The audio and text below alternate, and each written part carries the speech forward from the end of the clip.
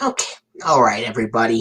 So, welcome to this special live stream.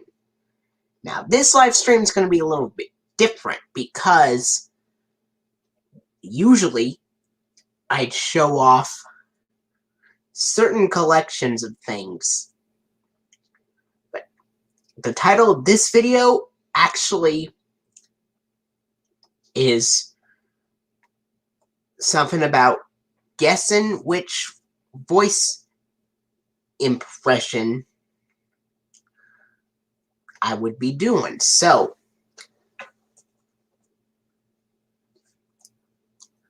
this is for all of my subscribers, like Jeremy Barton. And so far, we only have... Well, that's okay. I can... Everybody at least... Well, it's fine if you're not really that good at voice impressions. I respect your opinion and stuff. But do you know how good of voice impressions I'm at? Okay. Okay, Essie. Alright.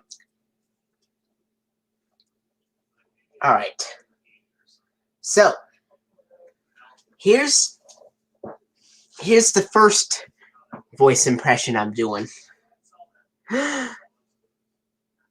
Okay.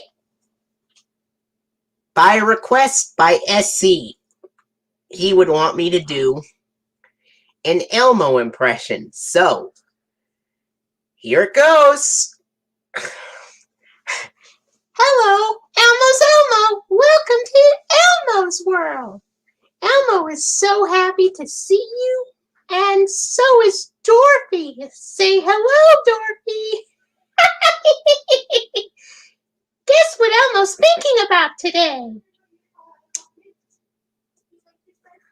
Alright. That was an Elmo impression. Now, pay attention to this. Alright. Okay. Alright.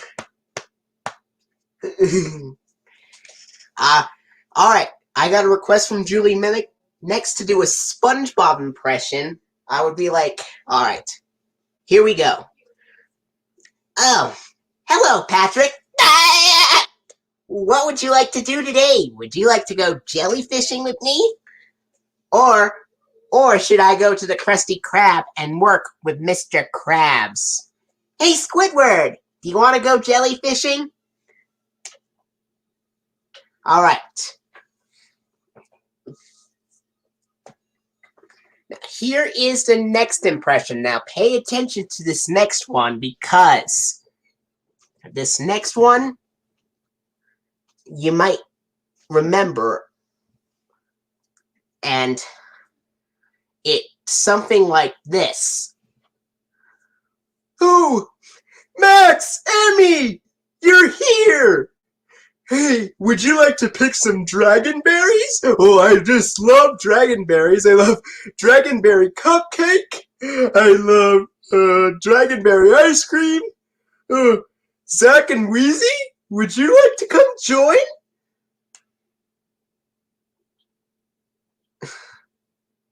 Now, can any of you... Oh, yes, that is Ord from Dragon Tales. It's Ord. O-R-D.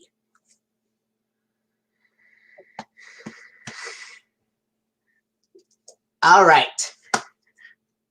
Here is the next one. This is another character from Dragon Tales that I will be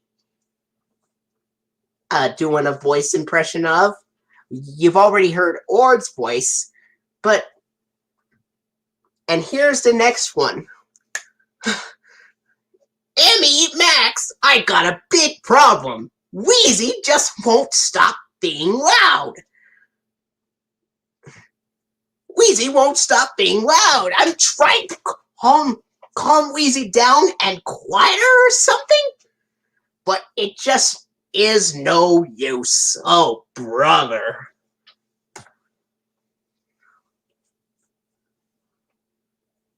Yes, that's Zach.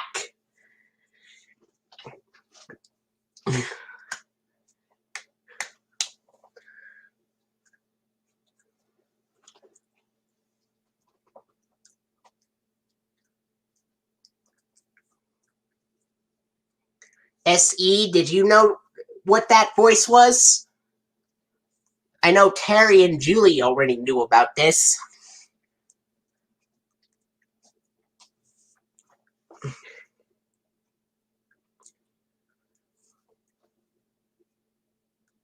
And he is one of the two-headed dragons. He's green. The other one is purple.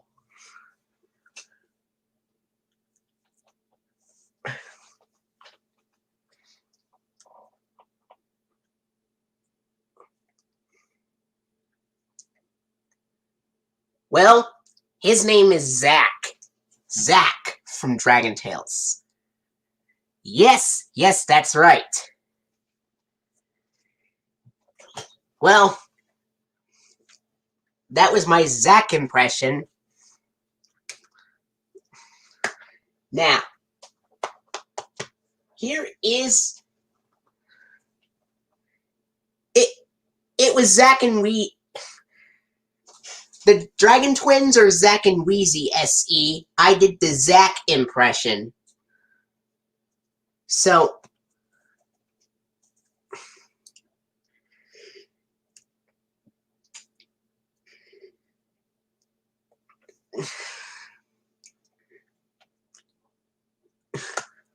Alright. Now here's this next impression. Alright. Here comes the next impression.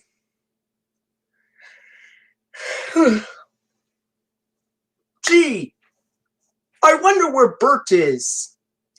He should be home by now. Well, maybe he was abducted by a whole group of monsters and they took him back to their cave. Oh, that's scary, isn't it? Poor buddy Bert. Yeah, that is Ernie.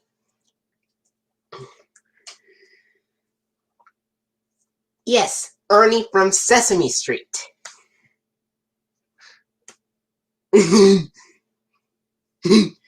Now here's the next one. Ernie! You pick up this mess right now. Ernie! I'm talking to you. Ernie? Ernie? Ernie? Ernie, are you ignoring me? Stop it!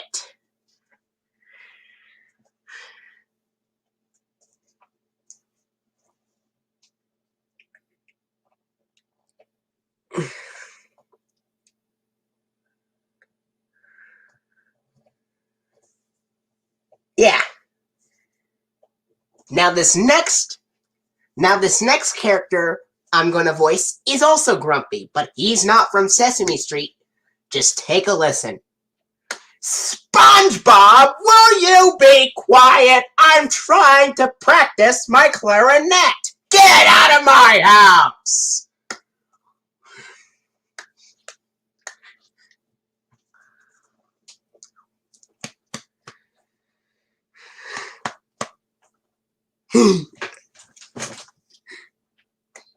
Yes, that's correct.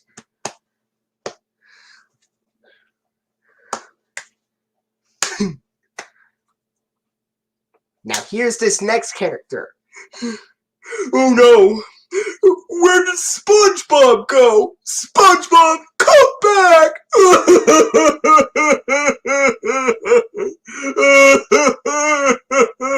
SpongeBob, come back!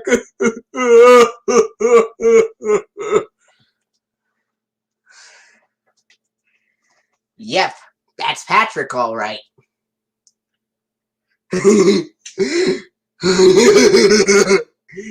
Once there was an ugly barnacle. He was so ugly that everyone died. The end. That part was really funny.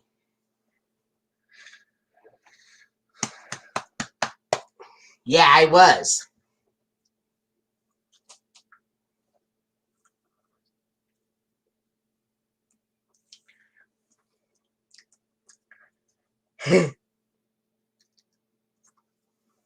And here's the next impression. Hi, kids. I'm Bob the Tomato. Larry! Where'd you go? We're trying to start a show.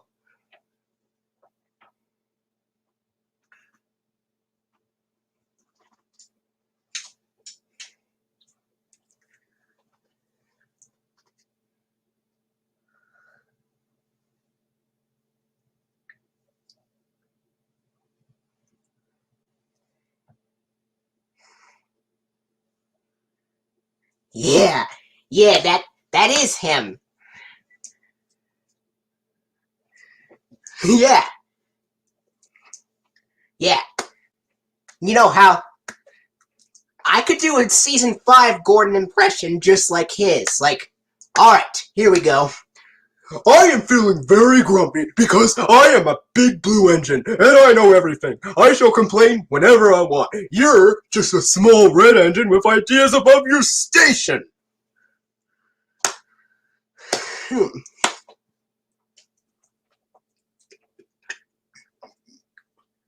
Is that what you're talking about, Essie?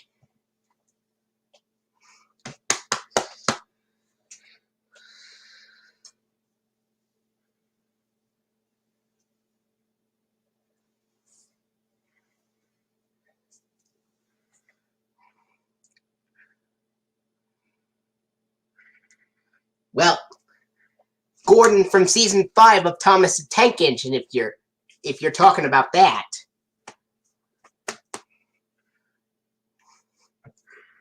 I'm complaining because I'm a big blue engine and I know everything. I shall complain whenever I want.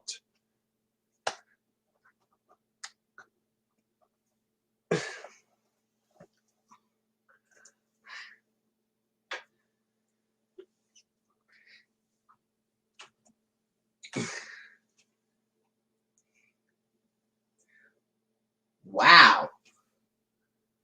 A lot of Cartoon Network impressions on YouTube. I could do one of them. Wilma! Where is my steak? Where is my steak? Barney Rubble, did you eat it up?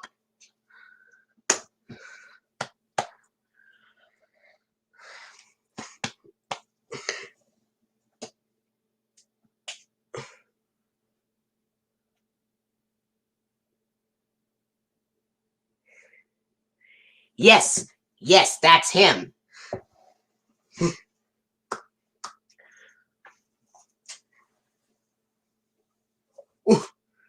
Here's this next one. This next one, he is a very popular Disney character. This next impression is a very popular Disney character. Now take a listen. Oh, yo, hey, Mickey, what you up to? What you up to, Mickey? Are you trying to be goofy like me? Oh, yo, Whoa!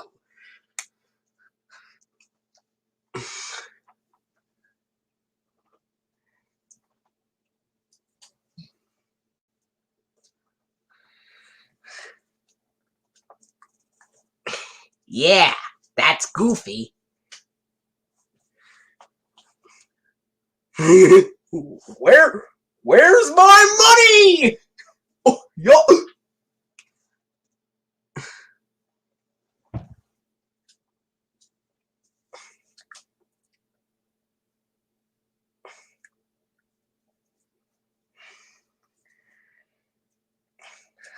Here's this next one.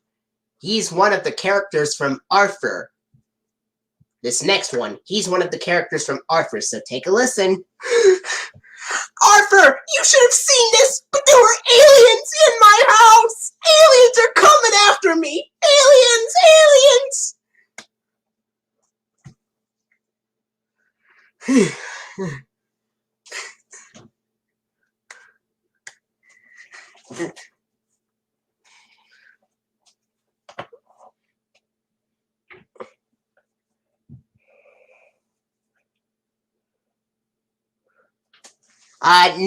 Nope, that's not DW. Take a listen. Try again. It's a character from Arthur that starts with the letter B. DW starts with D. Alright.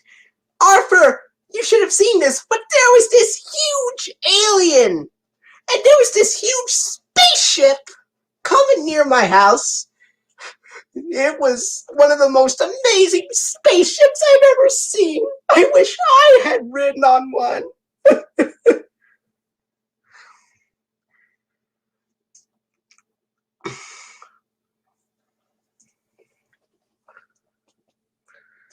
So, yes, that's the one. Buster.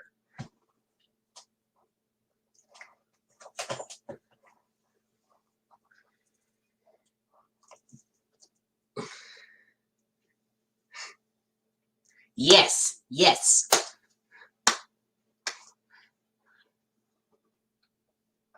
I think there are, but... Alright, here is the next impression. Simba, what have you done? Of course you didn't. No one ever means for these things to happen. But the king is dead. And if it weren't for you, he'd still be alive. What will your mother think? Run away, Simba. Run away and never return!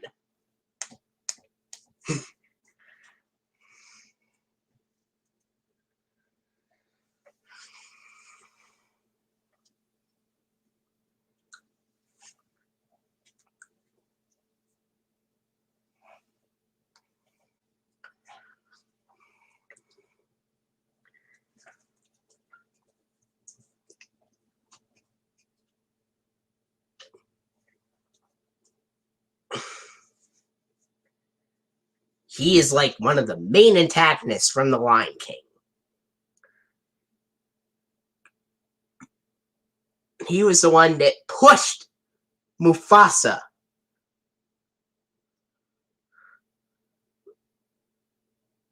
And his name is Scar.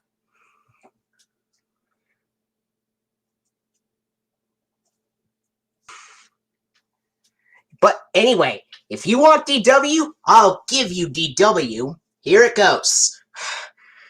Mom! Arthur isn't sharing my toys! Arthur isn't sharing my toys! Please punish him!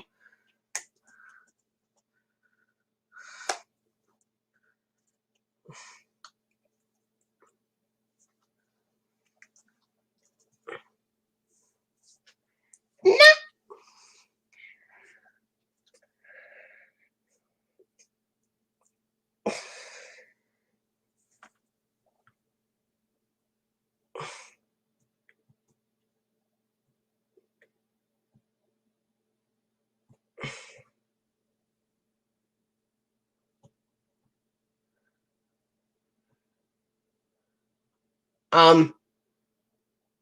I haven't really seen Ed, and Eddie that much, so...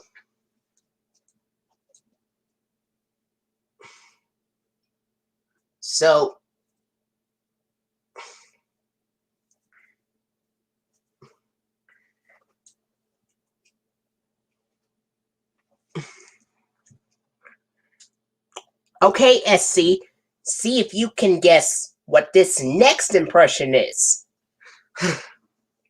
Do you want to give me the cupcake, George, or wear the cupcake? You have till 3 to decide. 1, 2... Scram!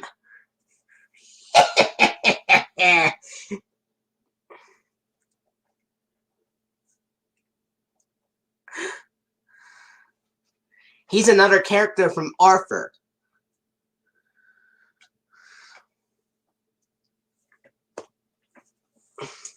He's a really tough character. It's Binky. Binky. I did the impression of Binky.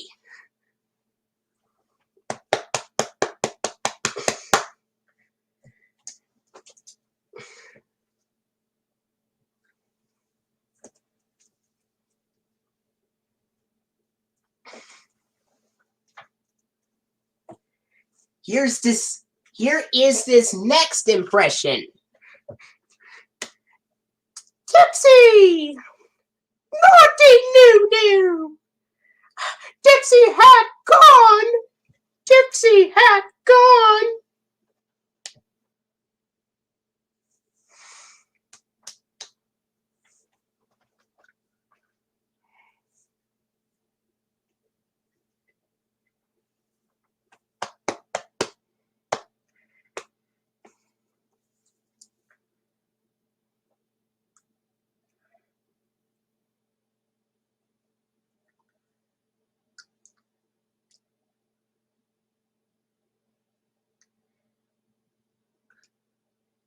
Yes!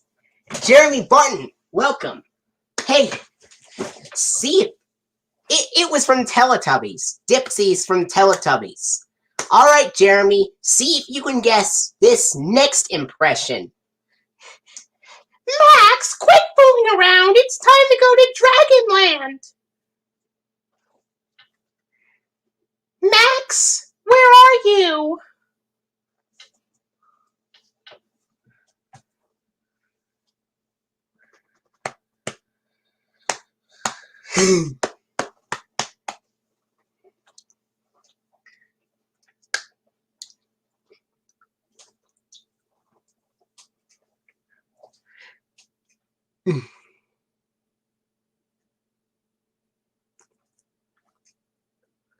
Now,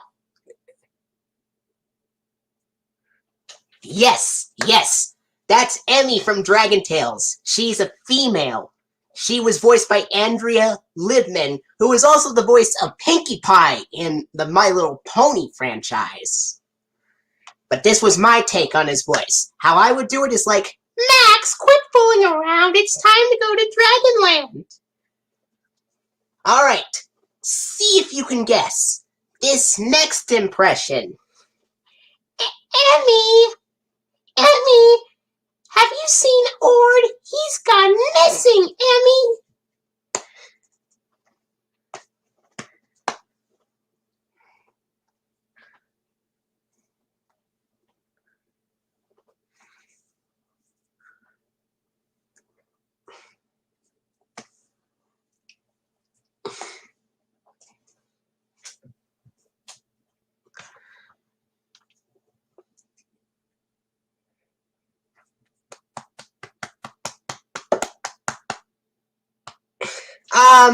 No, it's not Cassie.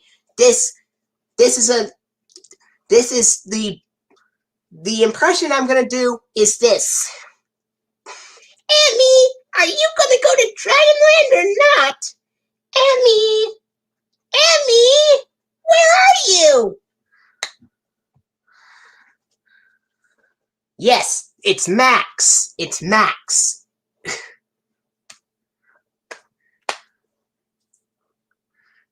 What were your thoughts on my Emmy and Max impressions?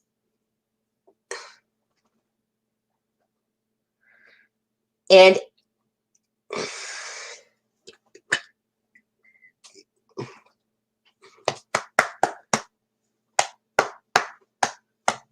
yes, that's him, all right. Now,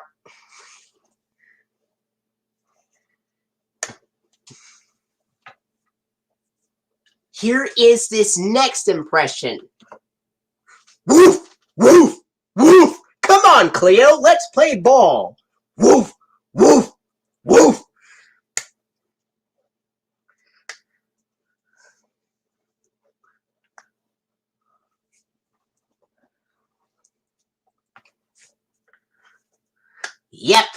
him. Woof, woof, woof. That's how he barks.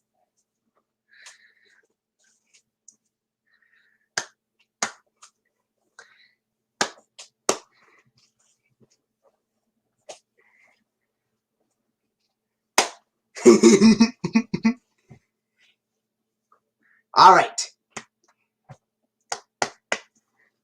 Here is my next impression. Here we go. Hello, Emily Elizabeth. This is my dog, Mac. He is the most talented dog in the whole world that I have ever seen. I am going to take him to the talent show. You can come along with Clifford if you'd like. Oh, whatever. Max. Yes. Well,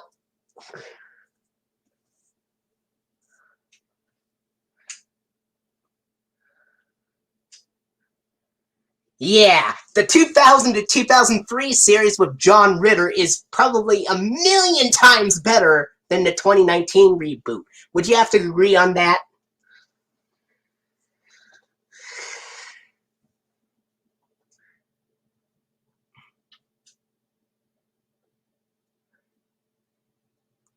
And by the way, if you didn't hear the previous impression I did, it was Jetta from Clifford.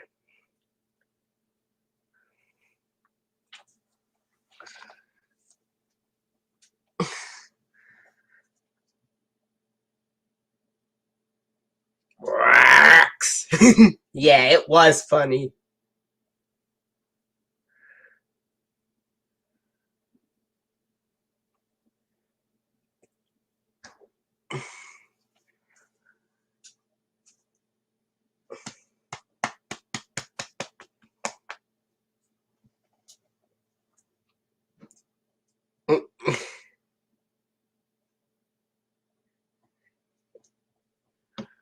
All right, that's understandable. I might do that impression again in case you want to hear it again. Are you sure you want to hear it again? Even though I just done it?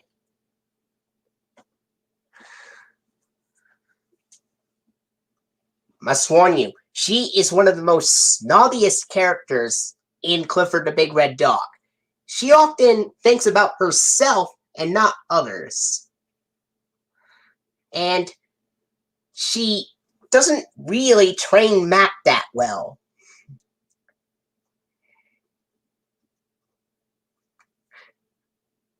Oh, it's Jetta with 2 T's. Jetta. Yeah.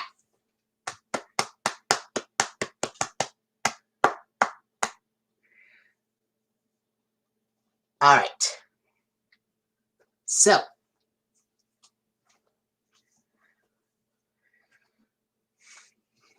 here is the next one.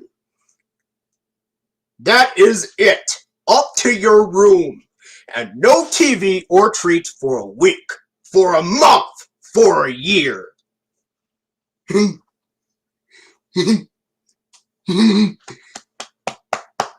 That's it. Up to your room.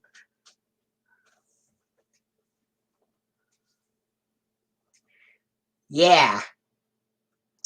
Not to be confused with... no. That is not...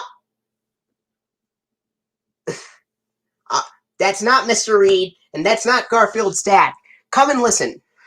Brother Bear, Sister Bear, up to your room.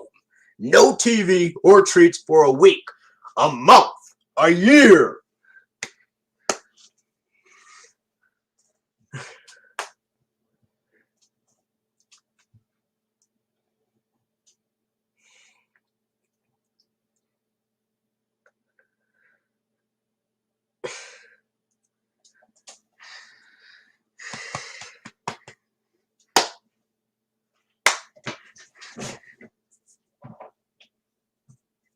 Yes, Papa Bear from the Berenstain Bears.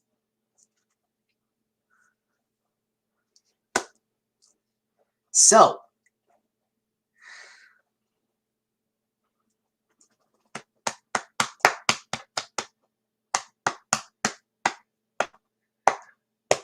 all right. Here is the next impression. Here's the next impression.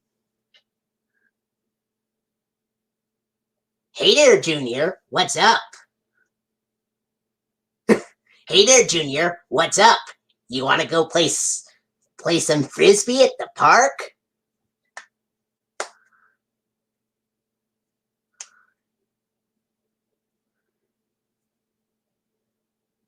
Yeah, that's from Arthur's big hit.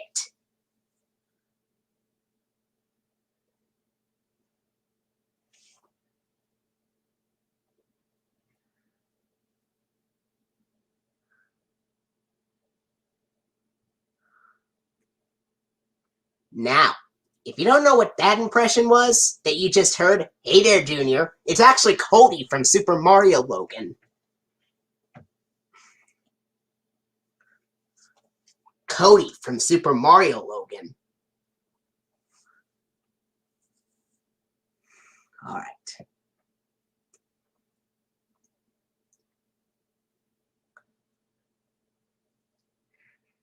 Hey, Daddy, what? All right, here's the next impression. Let's see. Clifford, would you please keep it down? Clifford! Would you please dig somewhere else?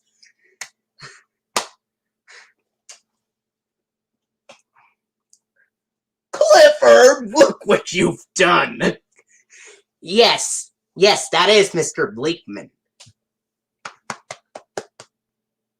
No, it's not T-Bone, it's Mr. Bleakman, the grumpy neighbor.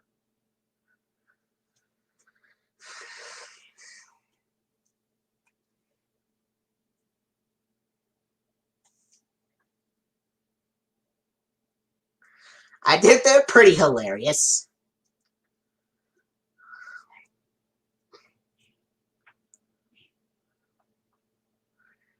All right, here's this next impression. Now listen up, everybody. Now, I just want to tell you, if you don't bow down and sing the bunny song, you're a very bad bunny. I'm sure that won't happen.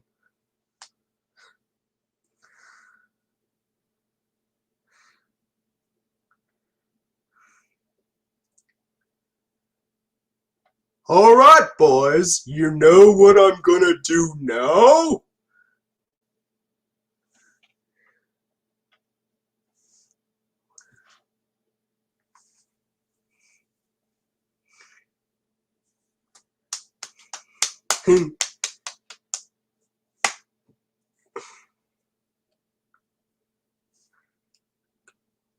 He is a VeggieTales character.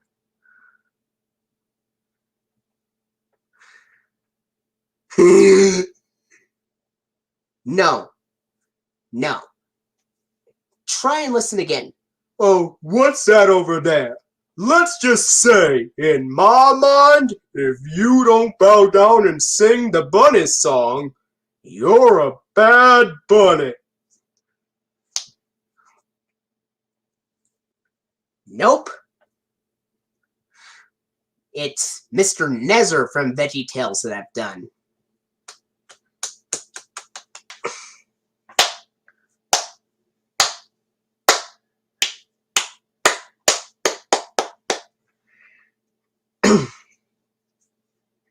Yeah.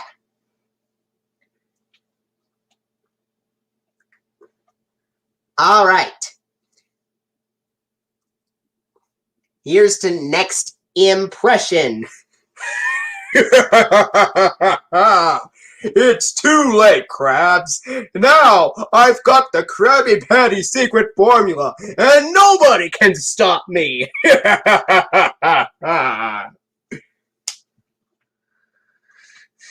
Mm.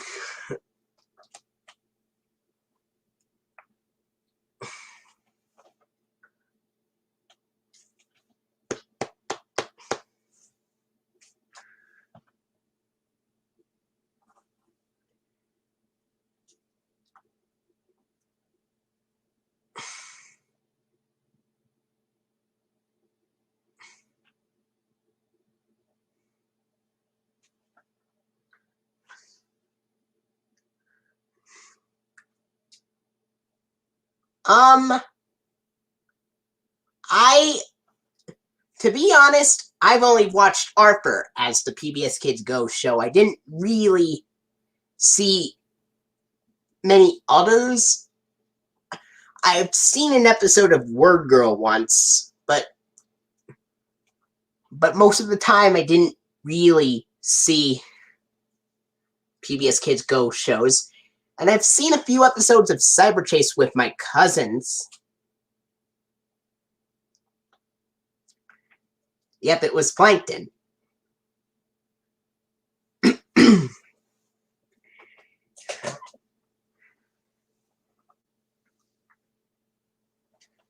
Here's this next one. Now,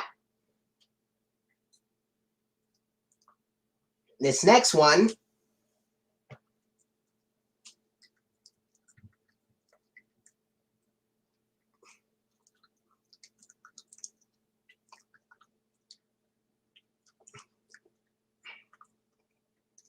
Here's this next one I'm going to do.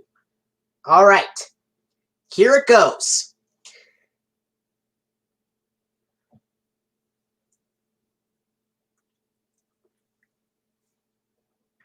Here's the next impression. All right.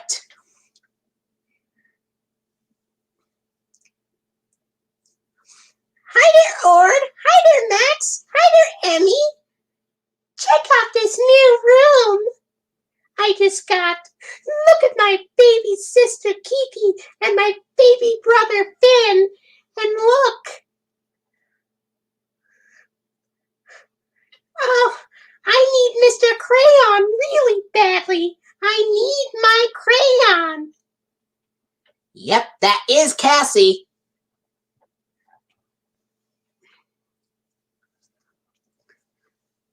What is... Yep, that's Cassie, all right. Cassie, Cassie, Cassie. Now, if you may not have already seen, earlier I've done the voices of Ord and Zach. If you want to hear them again,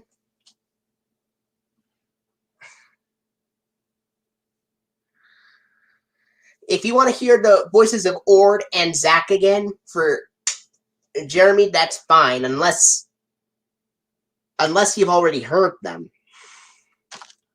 I don't think Jeremy has heard them, so I might do them again. Max, Emmy! Welcome to Dragonland!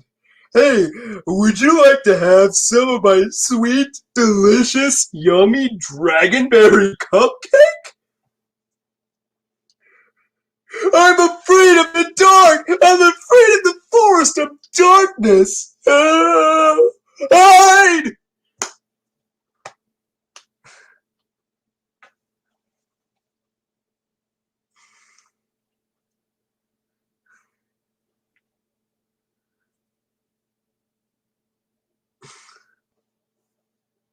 Now,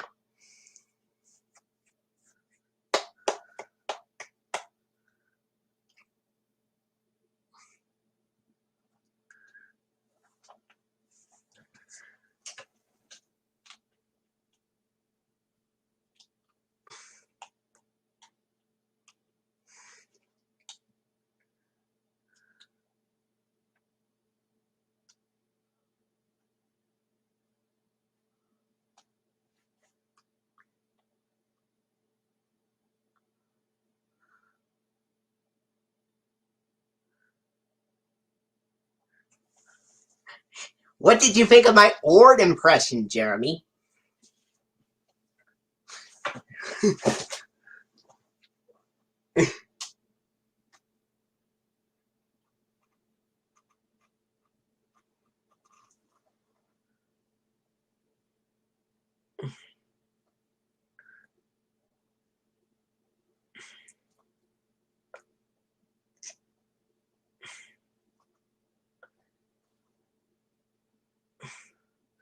All right.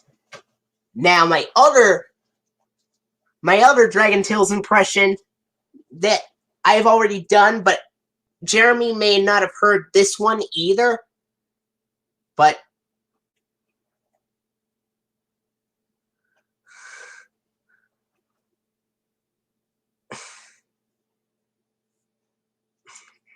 all right, you ready to hear my other Dragon Tales impression, Jeremy, that you may not have heard yet? And he's another dragon. And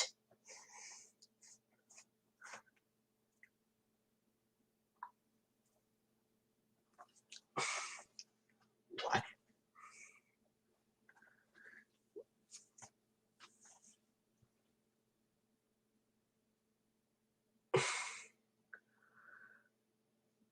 All right. Here's the other one, Jeremy. Just for you. All right. Okay, Wheezy. We have to be very quiet to catch this very rare jugglebug. Oh no! Wheezy!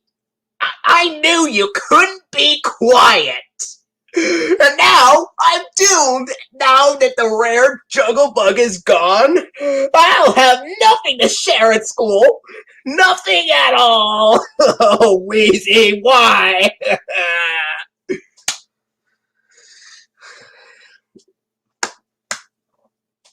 Do you know what that character was, Jeremy?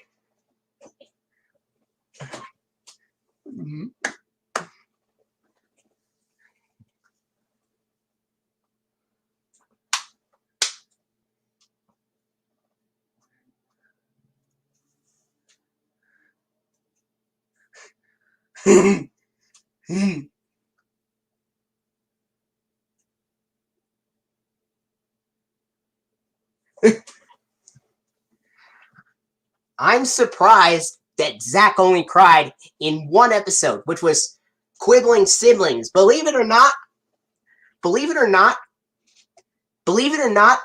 that dialogue you just heard from Zach actually came from the episode Quibbling Siblings. Did you know that?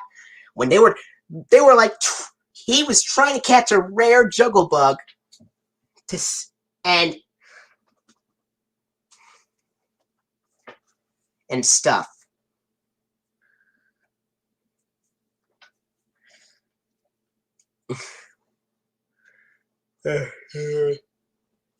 All right.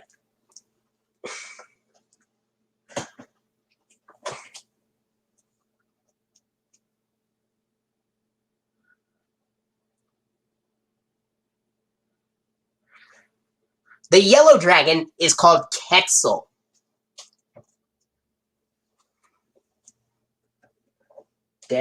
Don't bienvenidos. All right. Here is one Dragon Tales impression that I haven't done yet. Would you like to hear what that is? And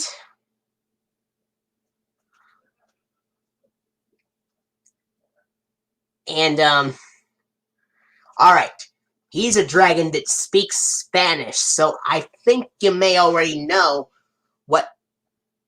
who he is. So here comes the voice impression of him. Bienvenidos, niños, to the school in the sky. Now, niños, today is a very big day for our friend Ord. Ord's special job is to find a magical star seed. You did it, niños.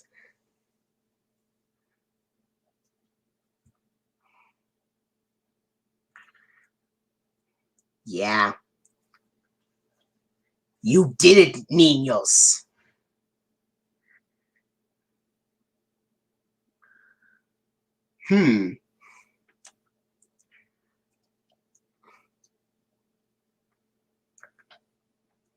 Yep, that's him.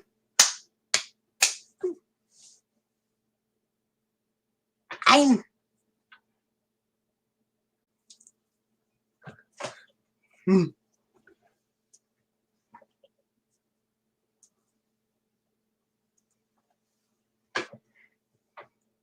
Alright, here is this next impression. Now, she is a character from Arthur that often hangs out with Berenstain, so be prepared for the next impression. Alright. You know, that Francine can be quite snobby sometimes. That's it. We are no longer friends anymore, Francine. Get out.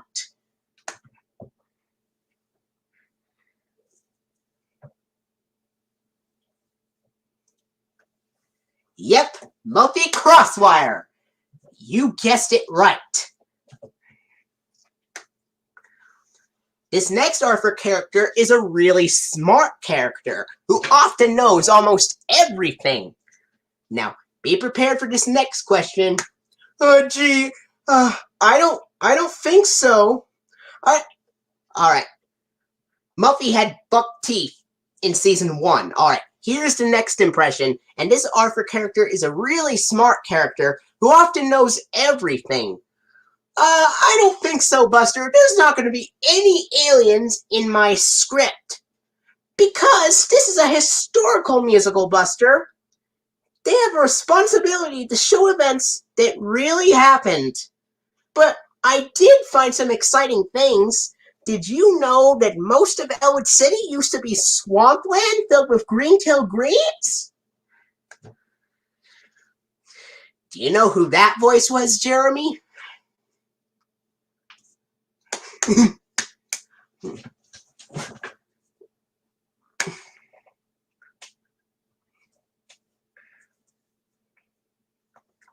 Yep, that's him, Brain.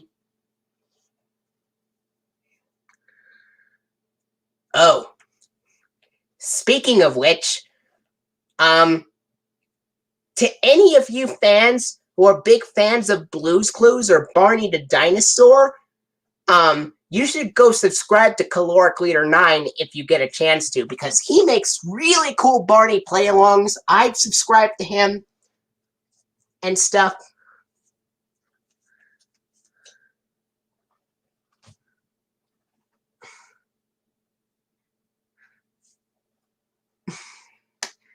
Yeah, that line is from Elwood City Turns 100.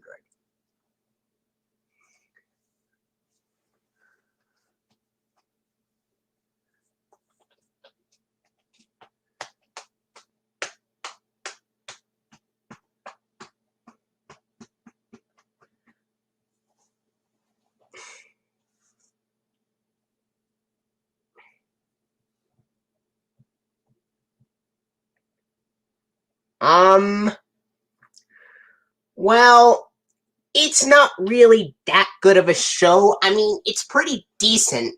To be honest, I like Sesame Street a lot better than Barney.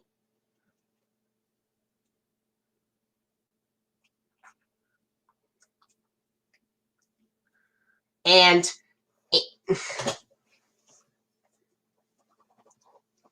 you got a package.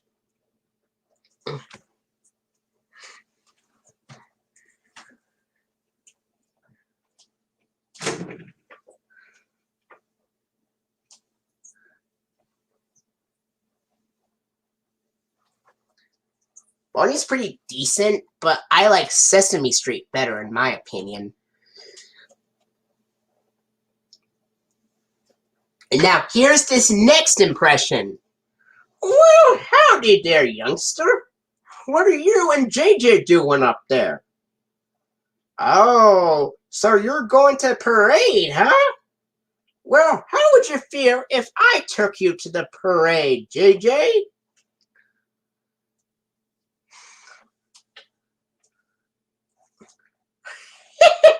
Well, that's great, everybody. Well, that's great.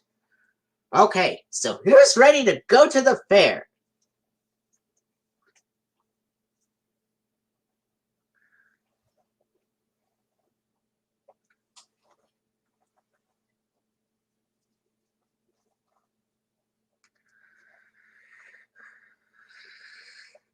Well, in case, that is old Oscar. That's old Oscar. Yep.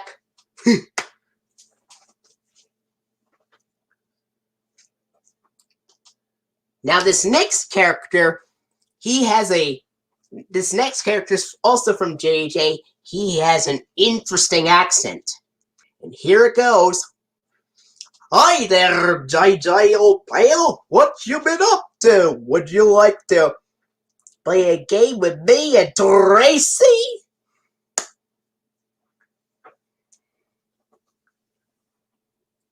And he's a helicopter.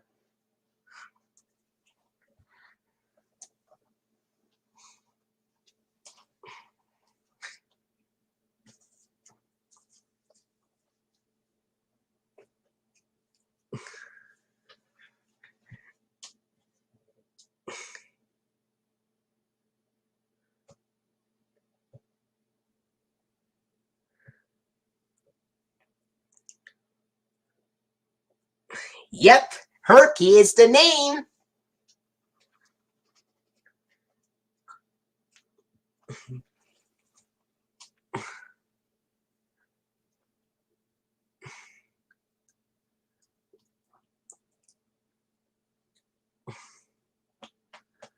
All right, here's this next impression.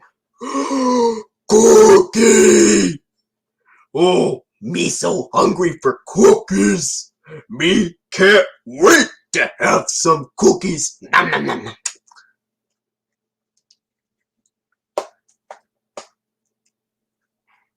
Yep, Cookie Monster. And here's this next one. Hey, Elmo, it is I, your adorable, furry old Grover.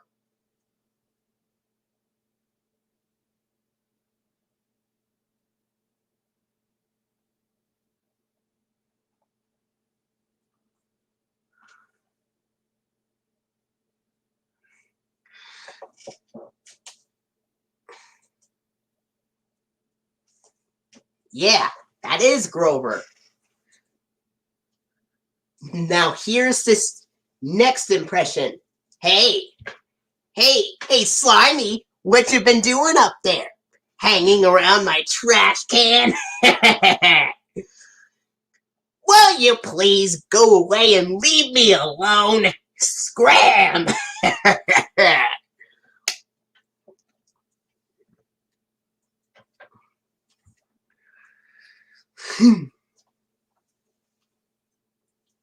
I am not. Yep, Oscar the Grouch. Now here's this next impression I'm going to do. Hey there, I am not an aardvark. I'm a fuzzy blue monster and proud to be one. Hey there, Grover. Hey there, Cookie Monster. How are you doing? Would you like to come exercise with me?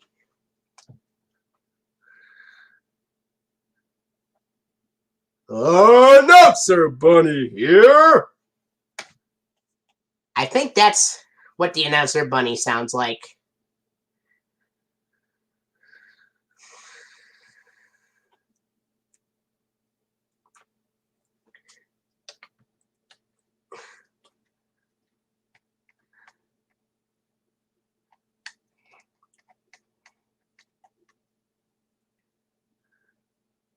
Yep, that's Harry Monster. Now here's this next impression I'm going to do. 1 subscriber, 2 subscribers, 3 subscribers, 4 subscribers, 5 subscribers, 6 subscribers, 7 subscribers, 8 subscribers. Ah, ah, ah, ah, ah, ah.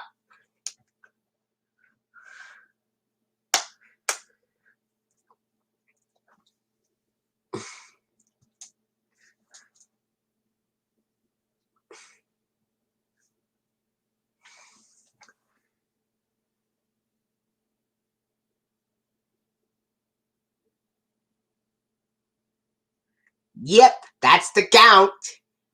All right. Here's the next impression. Big Bird, you gotta come quick! Something terrible just happened! Please, please, please go see! Look at that, right there!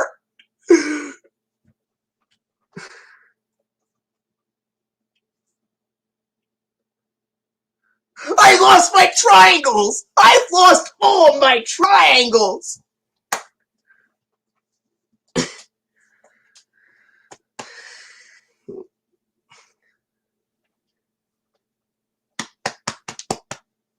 Yep, Telemonster.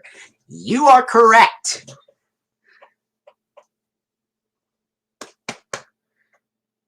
Actually, that's Telemonster. But if you want me to do a Snuffleupagus impression, I'll do so. Here it is. Oh, hiya, bird. What would you like to do with me?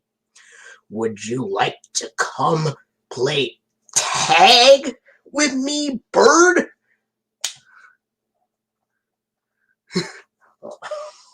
Oh dear. What am I going to do now?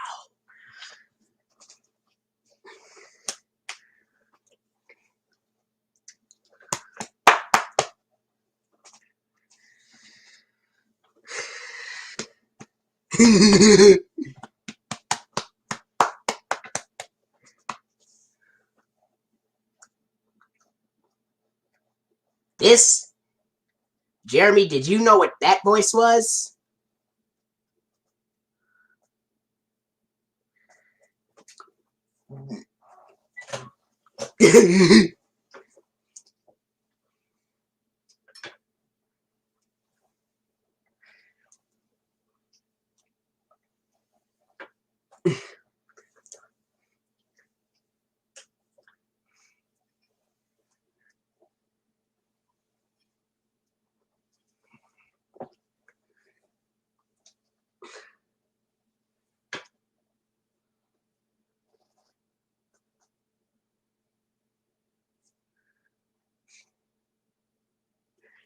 It was Snuffy.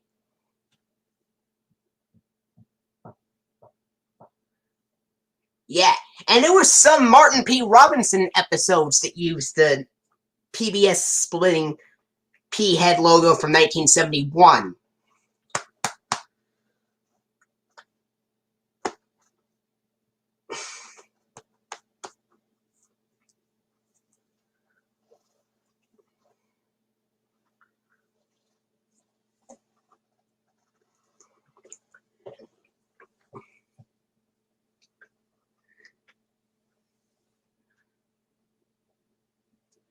I would call it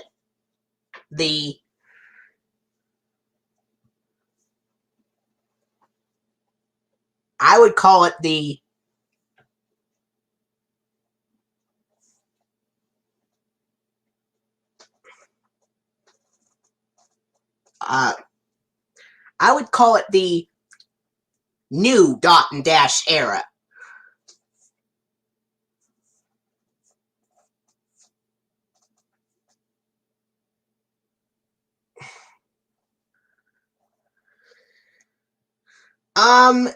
No, because I really watched Sesame Street in 2003. So I only saw the 1999 Dash logo and the 2002 Snow Globe logo on Sesame Street. Nothing else when I watched it on TV. However, I did record Barney and Friends at one time. And it showed the Sesame Street funding at the beginning with the PBS Kids Fishbowl logo. I recorded it back in like 2009. In August of 2009, actually.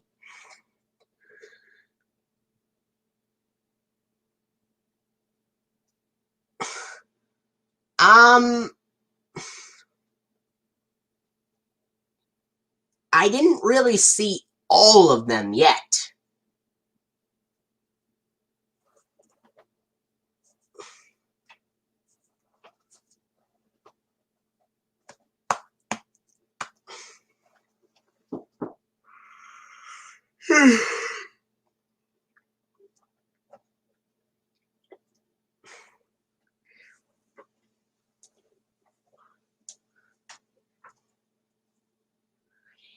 Now, here is this next impression. Ooh, I hate that rabbit.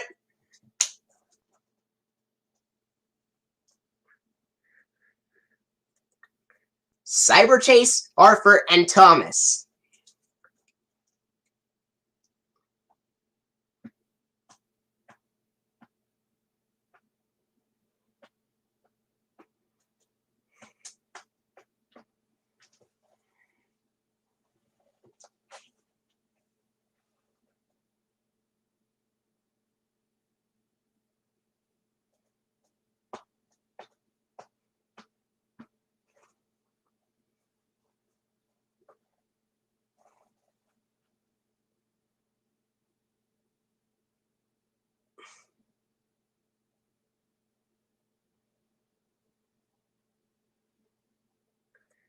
Now that character...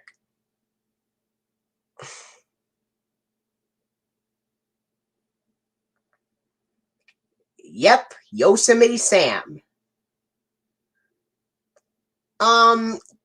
Yeah.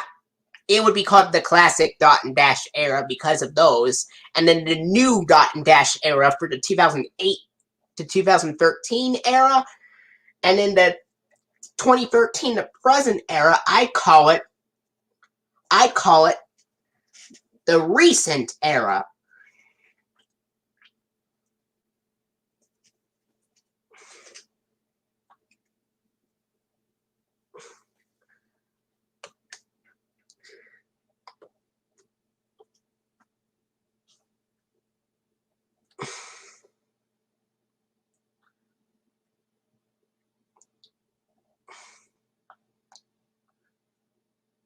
And here's my next impression. Jeffy, go to bed. Jeffy, stop ignoring me. Go to bed.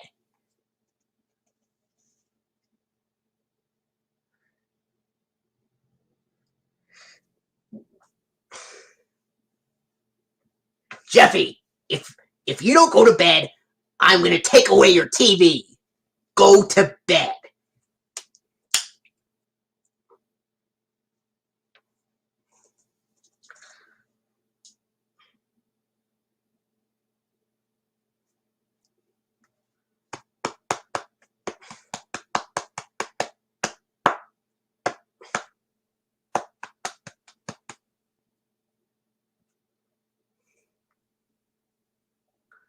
Do you know what that voice was?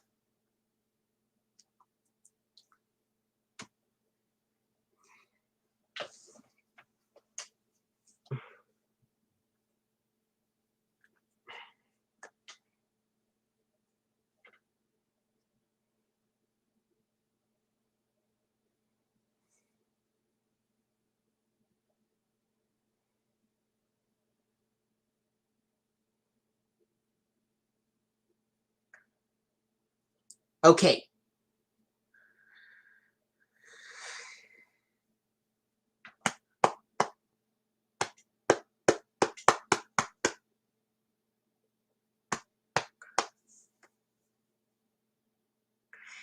SML, Mario.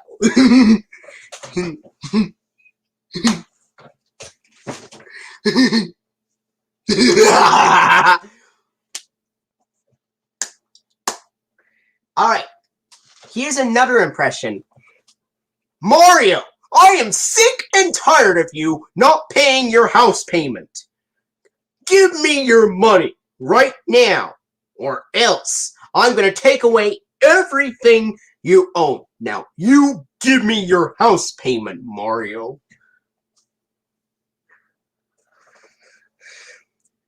If I catch you guys not paying my house payment, I'm going to call the cops and arrest you.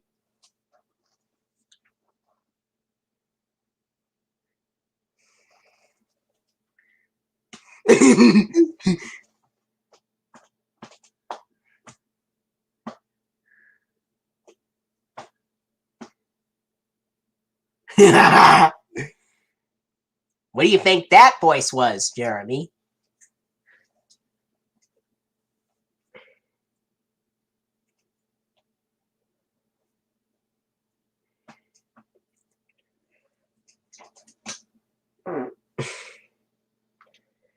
You.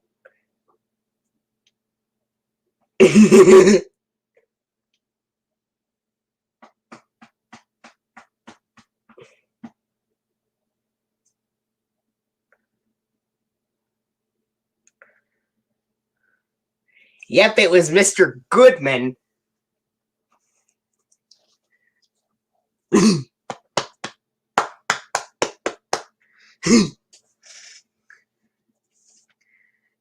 Now, here is another impression from SML. Hey, Daddy, what doing? Daddy, you know I don't like green beans for dinner. Daddy, give me my dessert right now. Who is that, Jeremy?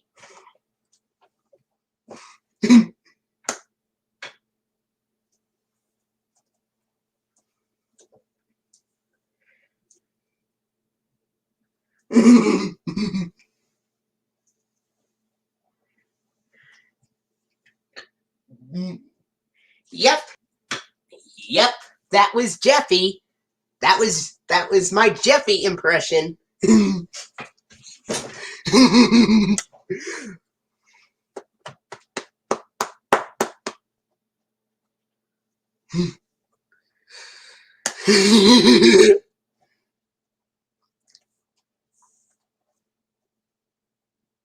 I would say SML would be NC-17.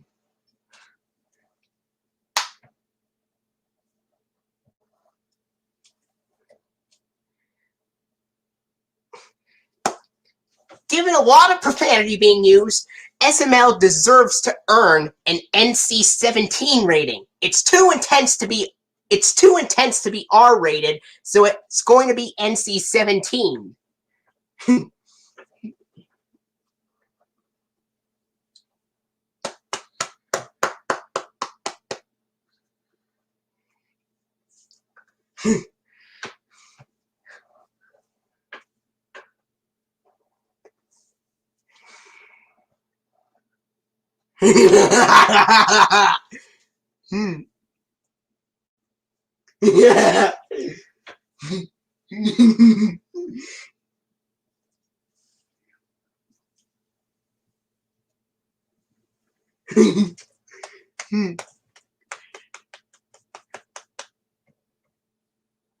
And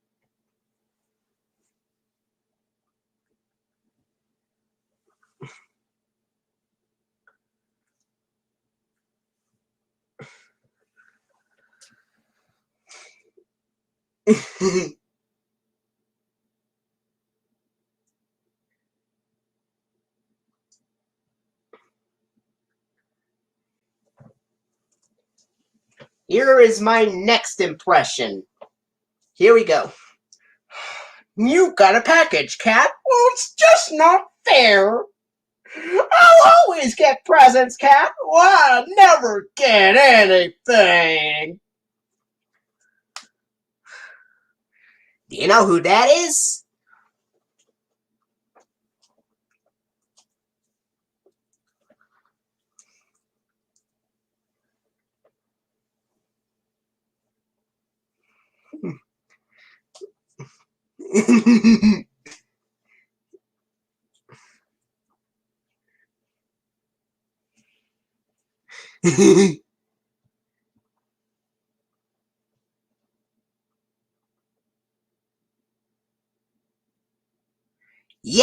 Yes, I have.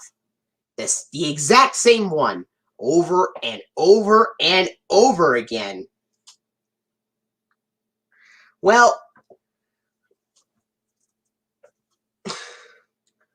he is Terrence McBird from the second season of The Wubbiest World of Dr. Seuss, which The Webulous World of Dr. Seuss, it's alright. It's a decent show, but it's not as good as Sesame Street. Even though there are Muppets in The Webulous World of Dr. Seuss, it's not as good as Sesame Street is.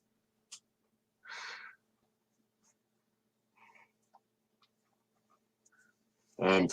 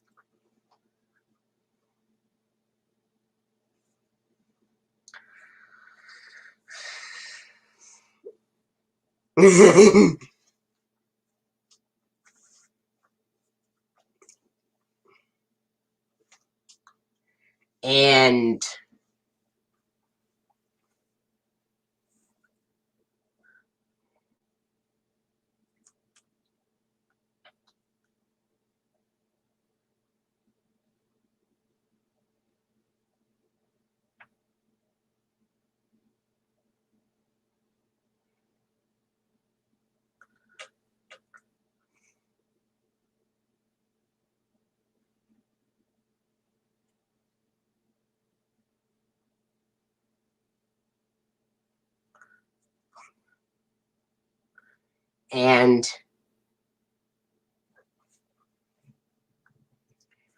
here's this next impression.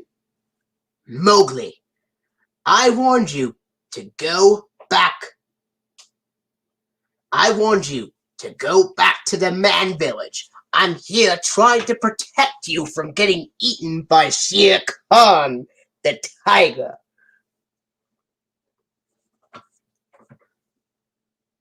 So you're going back to the man village right now.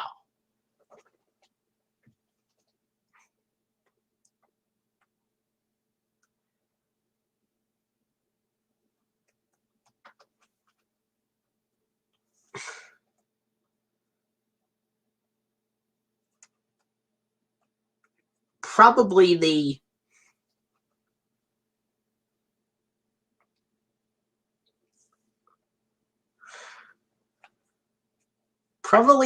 Rubik's Cube one.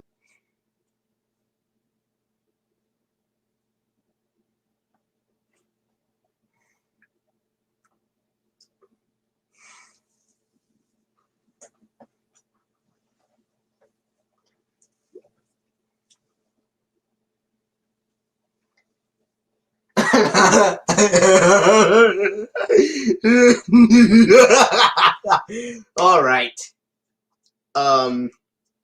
Let's see. Here's the next impression. Where on earth are we going to find some Lalas? I tried everything. Telly Monster, Prairie Dawn. Ugh.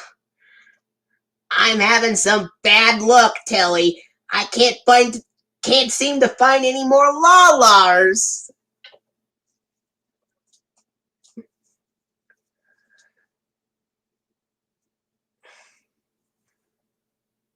Do you know what that voice is?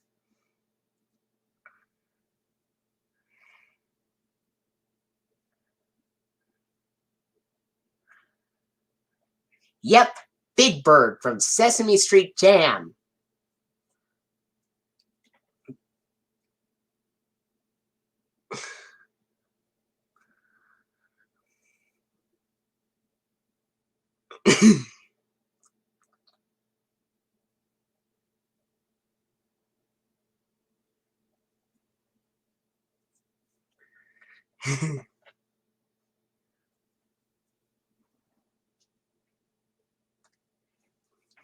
How did you find out that there was a rare variant of the 1983 CTW logo on the TV broadcast of Sesame Street Jam? What was different about that compared to the regular version from the Best of Elmo?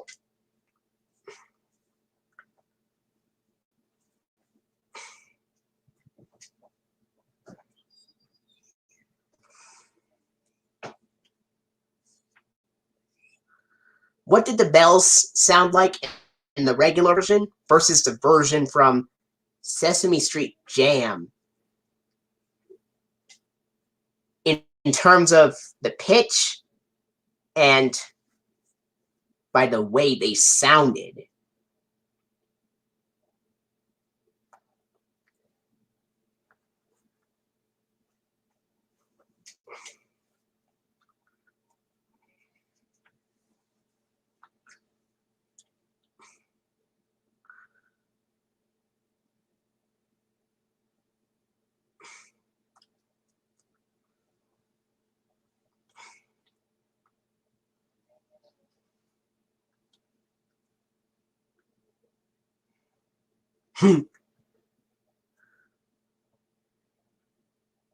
All right, I'm going to do this.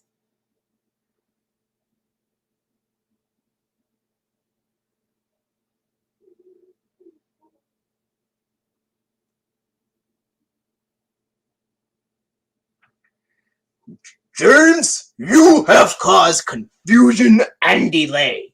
You must go to the engine shed at once and have your tender mended. Do you know who that was?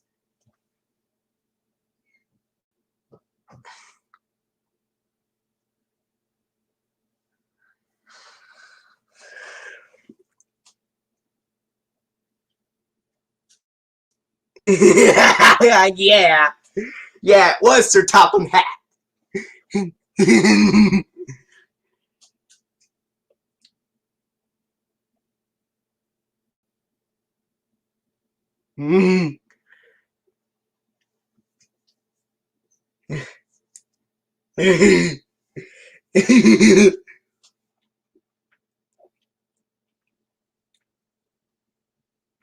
Yeah.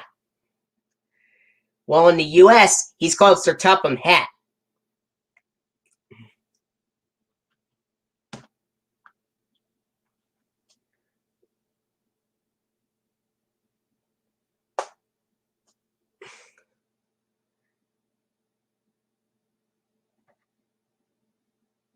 Hey, Jeremy, I already knew what the CTW logo looked like. It had those sparks writing the words Children's Television and Workshop on there.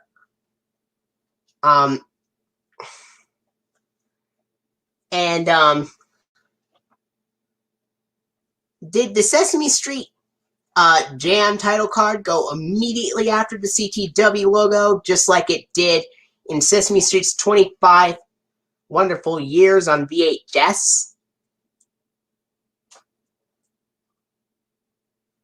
Wow.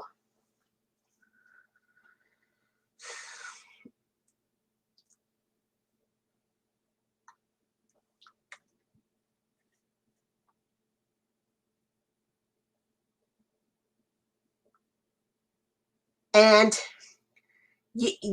I know you said the clang is higher pitched in the Sesame Street Jam version, but how high in pitch is it? Is it just a little bit higher in pitch or a lot higher in pitch?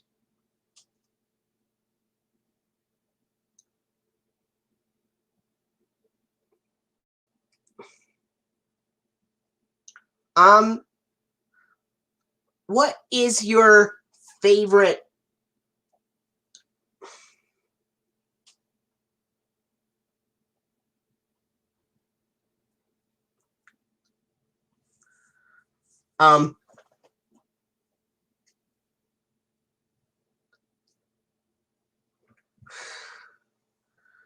what is your favorite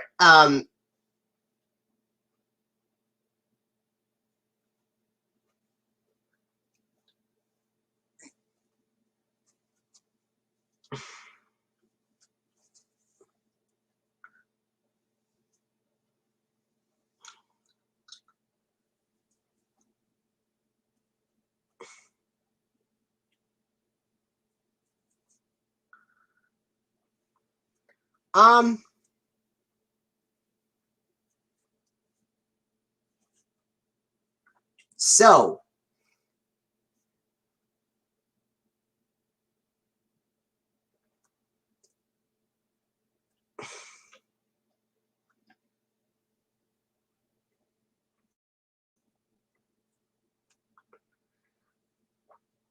What CTW logo did it use on the TV broadcast of Sesame Street Jam compared to the Random House Home Video VHS and Sony Wonder VHS releases from 93 and 96, and a DVD from 97?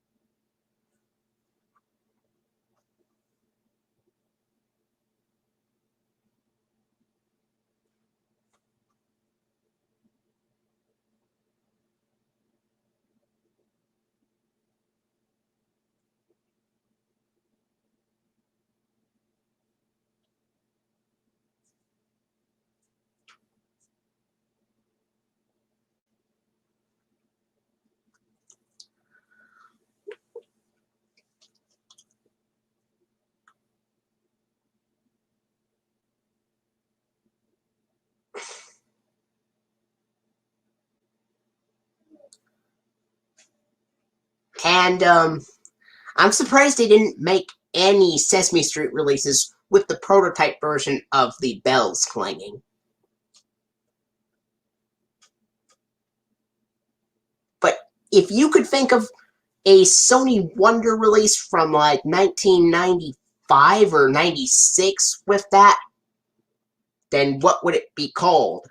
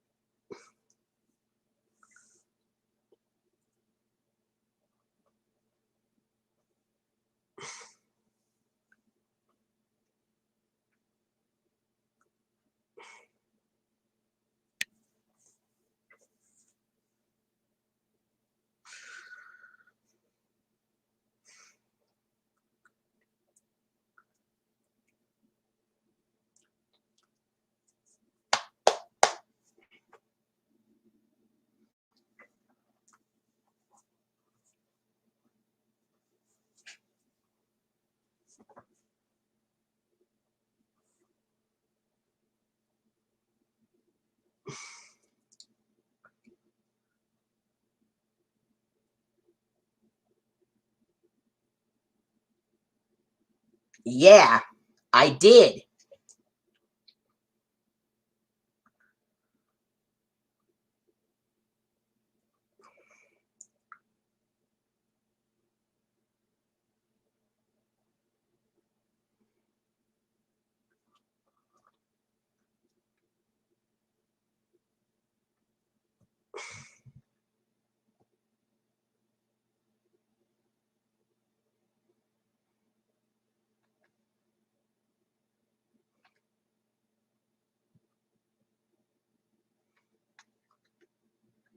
Now, when was the last time you saw the CTW logo on TV on Dragon Tales before they changed it to the Sesame Workshop logo with the blue roof and the greenhouse?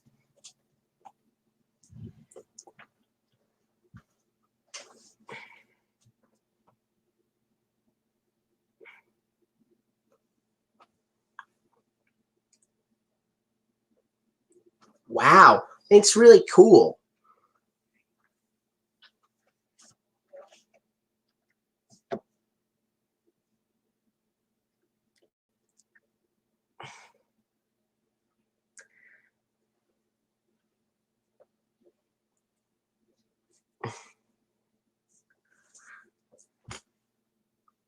There's actually a pretty rare program break from 2000, October 2000 to be exact, and it at the end of the video it showed the Clifford funding from season 1, but before Clifford came on,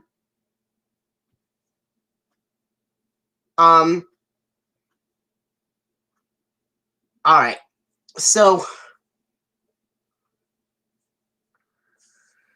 SE, if you didn't notice, there was a video that Peebs recently uploaded of a 2005 PBS Kids program break recorded after Thomas and Friends that used the PBS Kids fishbowl logo at the end.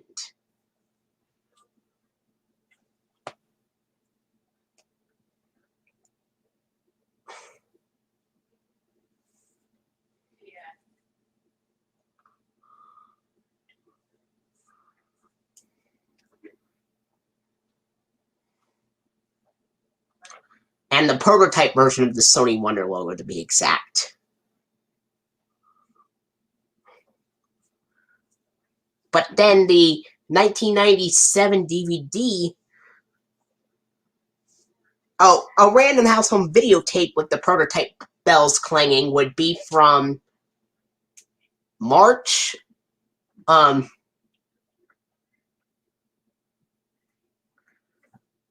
March 29th of 1994, and it would be part of the My Sesame Street home video lineup. And it would be called the Best of... Alright. It would be called the Best of Telemonster.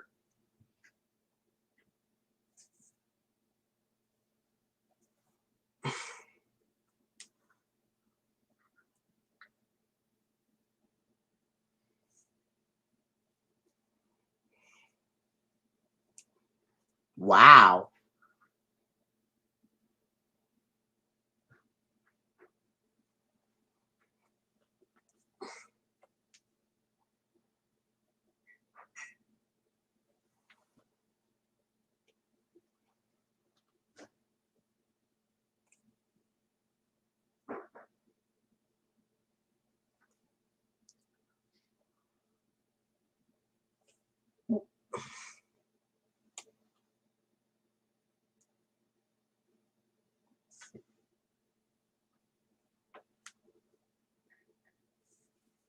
And this would mark the debut of the Calypso Sesame Street theme in the My Sesame Street home video logo. But unlike the Best of Elmo, the Best of Telemonster would have Cookie Monster going delicious at the end.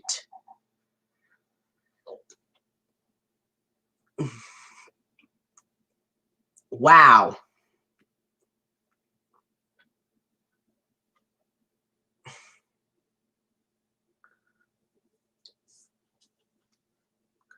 Which version of the theme of Thomas do you like better, SC? The Brit Alt-Craft era theme? Or the Hit Entertainment era theme, aka Engine Roll Call?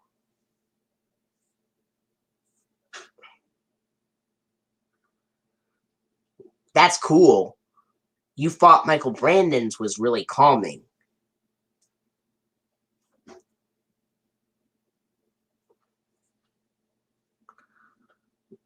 What did you think of the release date from Random House I came up with that had that logo, Jeremy?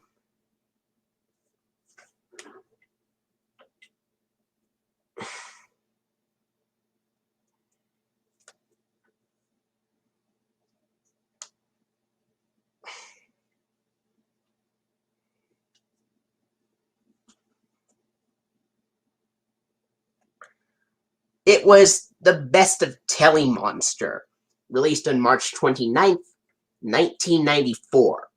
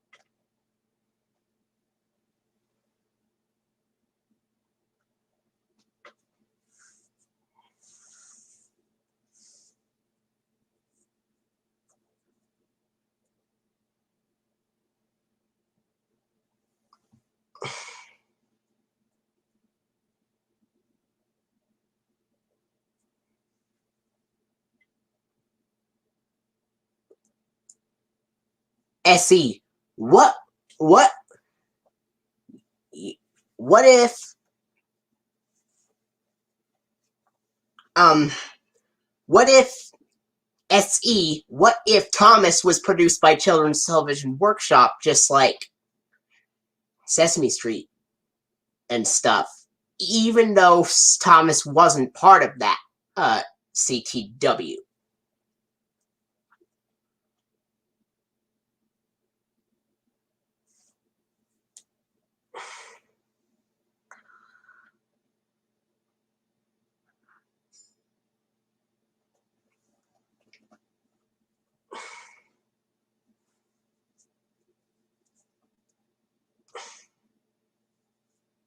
Okay.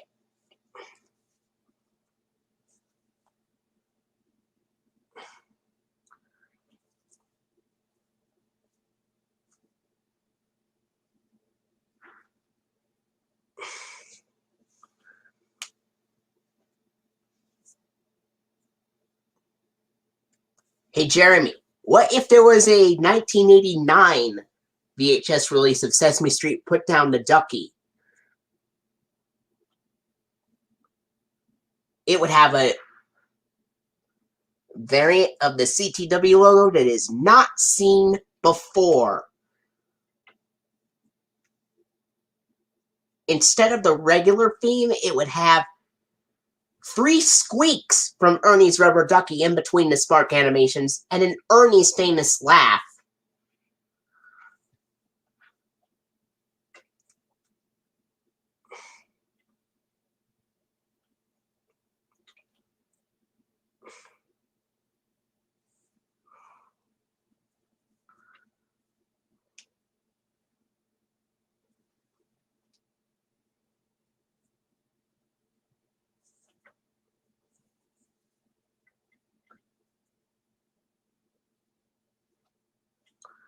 What did you think of that variant of the CTW logo for the 1989 VHS release that Put Down the Ducky?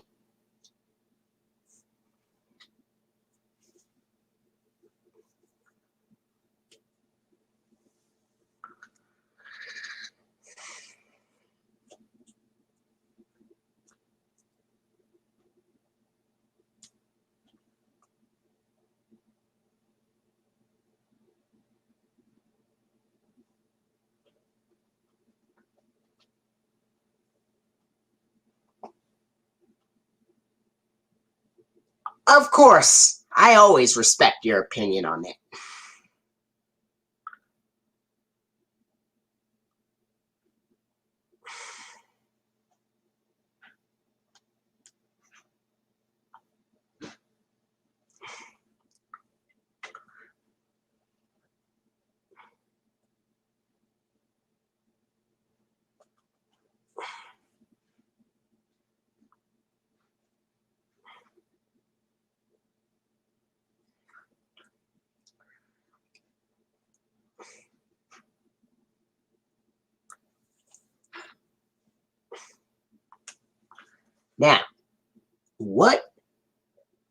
Now, Jeremy, about the fan-made series, The Adventures of Matilda, what Columbia TriStar and Sony Pictures logos would appear at the beginning?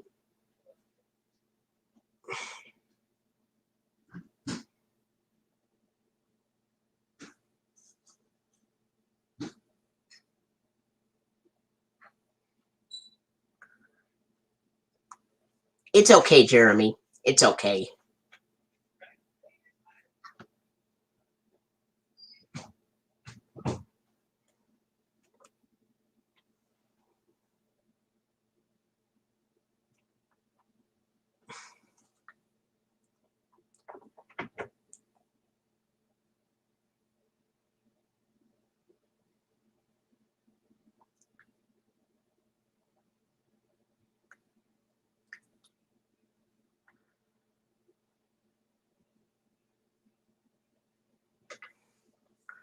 Well, maybe explaining one season at a time would do. So which Columbia TriStar logo at the beginning would appear on the Season 1 DVD box set.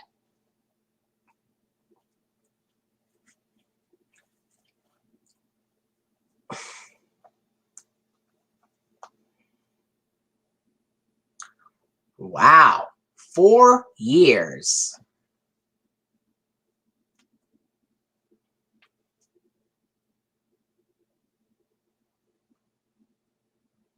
Yep, that's season 1 for you. Now, what about season 2?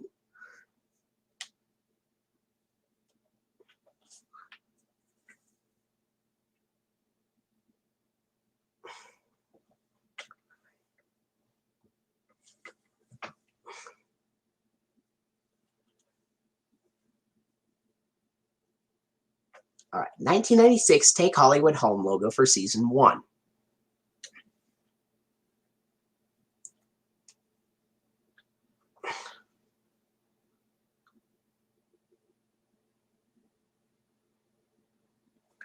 And the 1993 home video logo for seasons 2 to 3. And, whoa, and what about season 4?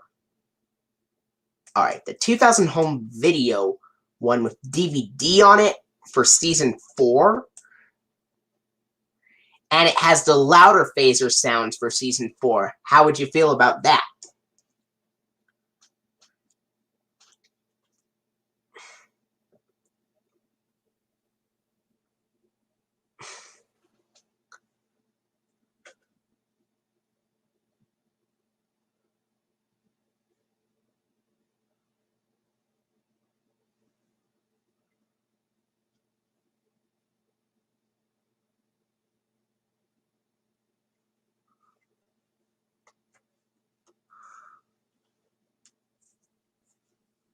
Oh, and but what's different about season 5 versus season 6 through 8?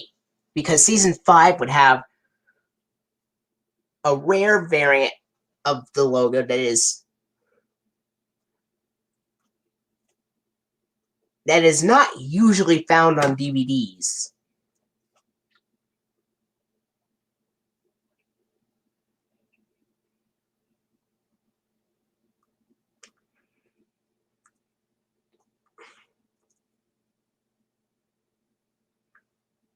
Whereas we know season 6 through 8 would have the bells tolling DVD music.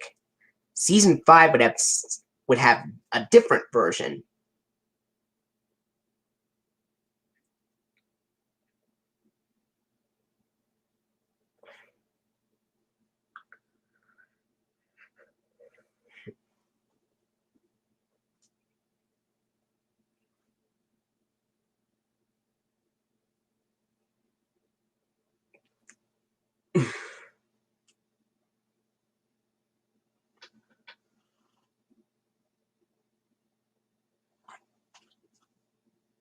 All right. As for the amount of episodes, which season 2 episodes of The Adventures of, or which season 4 episodes of The Adventures of Matilda would you like with the blue background and the 1999 Dash logo? Jeremy.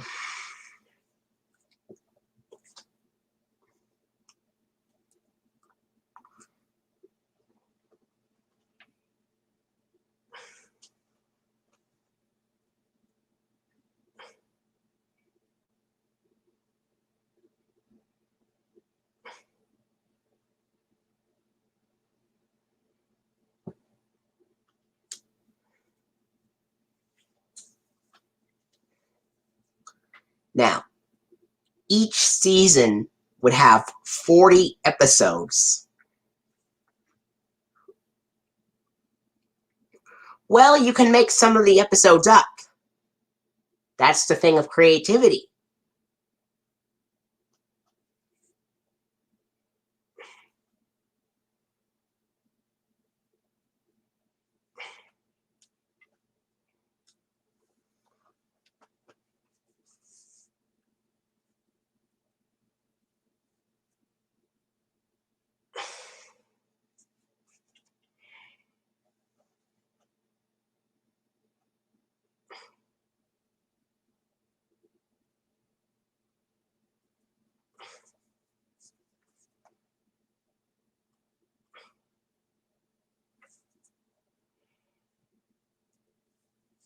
Season 4.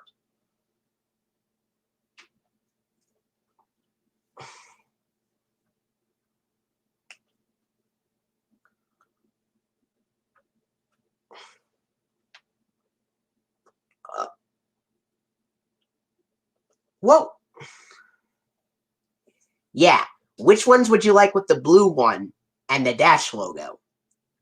Now, there are 40 episodes of Season 4, but not all of the Season 4 episodes would have the blue background. Now, you can come up with the titles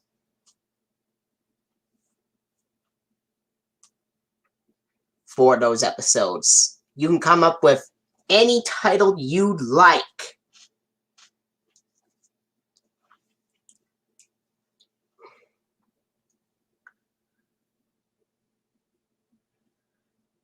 And what day would you like those episodes to be aired? Hint: Season 4 began and ended from September 6th of 1999 to April 28th of 2000, the same day as Dragon Tales premiered on September 6th, and April 28th of 2000 would be the same day the first season of Dragon Tales ended.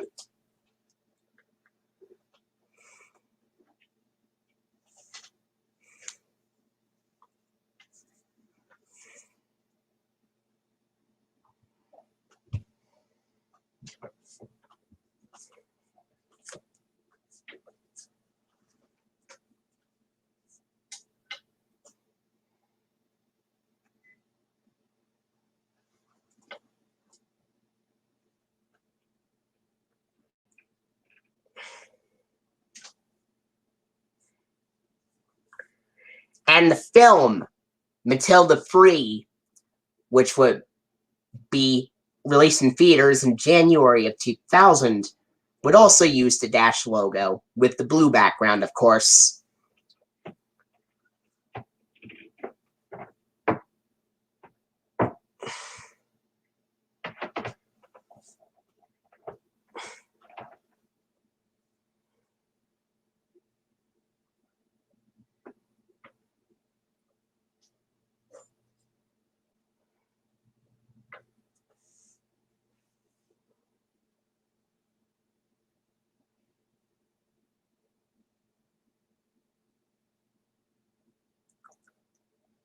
Okay, so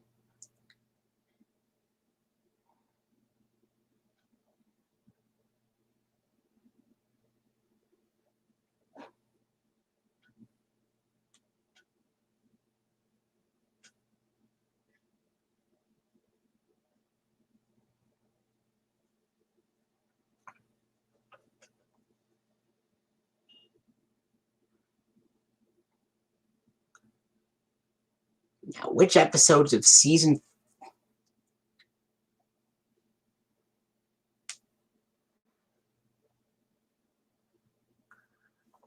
they are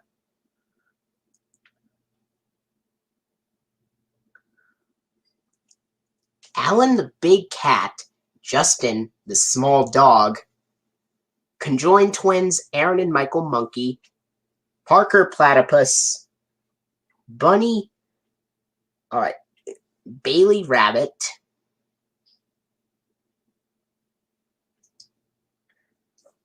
Brian the evil lion,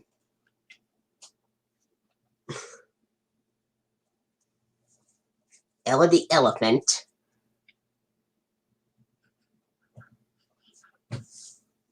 and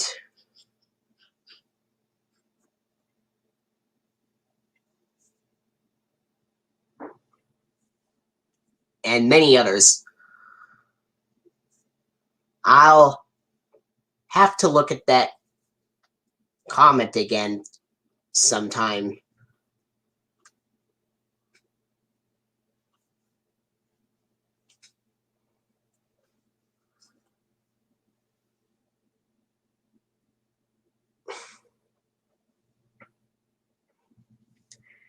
Wow.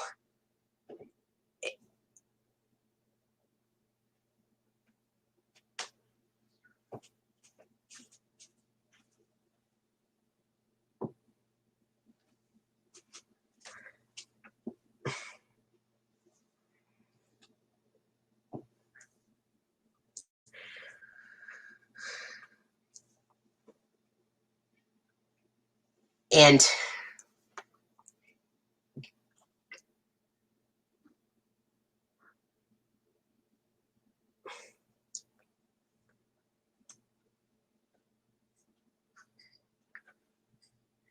Aaron and Michael Monkey are the conjoined monkeys.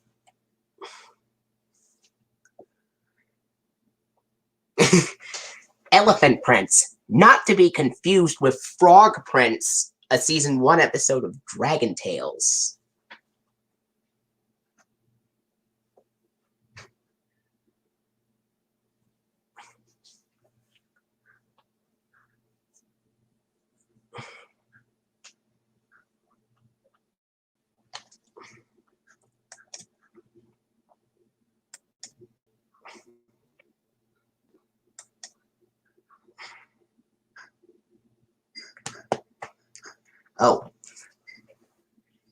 Oh, and what about an episode focusing on the conjoined monkeys?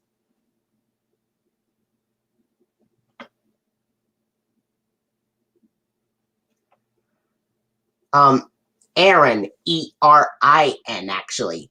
Because Erin is the female monkey, and Michael is the male monkey.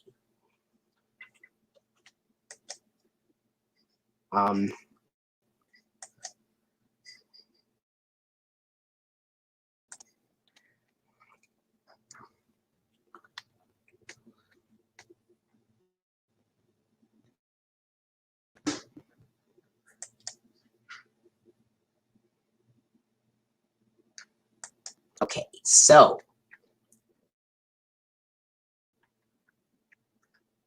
all right.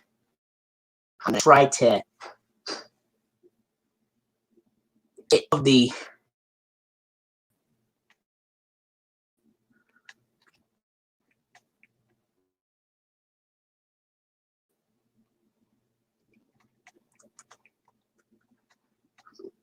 going back to that thing real quick. I'm going to find that comment about the Muppet animals, and then I'll tell you all the names.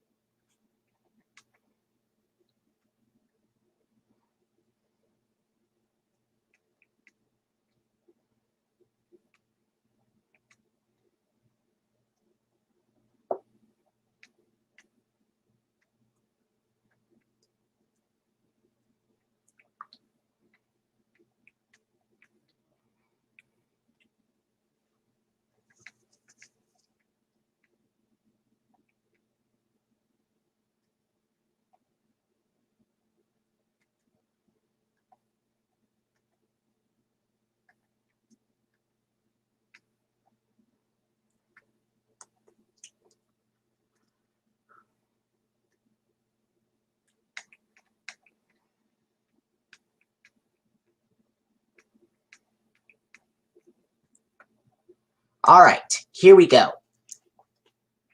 Alan the Big Cat is voiced by Martin P. Robinson, who would have the same voice as Snuffy. Justin the Small Dog would be voiced by Kevin Clash, using his Elmo voice except speaking in first person, unlike Elmo, who spoke in third person. Zachary the Badger would be voiced by Matt Vogel, who is Big Bird's current voice actor and former understudy, and he will use the same voice as Big Bird. Aaron Monkey will be voiced by Kathleen Barr, who voices Wheezy on Dragon Tales and will have Wheezy's voice. Michael Monkey being voiced by Jason Mikas, who voices Zack in Dragon Tales, and Mikas will use his Zack voice. Bailey Rabbit will be voiced by Chantal Strand and will use the same voice as Cassie. Eli Gabe would be the voice of Luke the Leopard, and he would use the same voice as Quetzal. And finally, Philip the Horse would be voiced by David Rudman and will use the same voice as Baby Bear. Bill the Cow, voiced by Jerry Nelson, using his Harry Monster voice. Fran Brill, voicing Eleanor the Elephant, using her Zoe voice. And Parker Platypus, voiced by Ty Olsson, using his Ord voice. Two Muppets from the Muppet franchise, Kermit the Frog, voiced by Steve Whitmire, and Fozzie Bear, voiced by Frank Oz.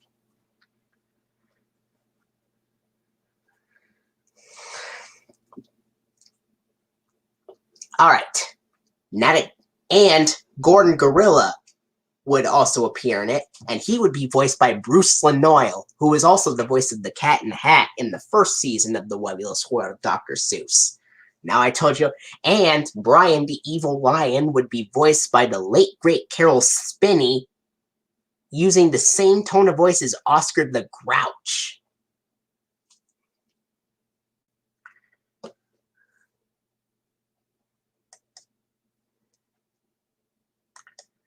Or Philip's Lucky Charm, actually, is the name.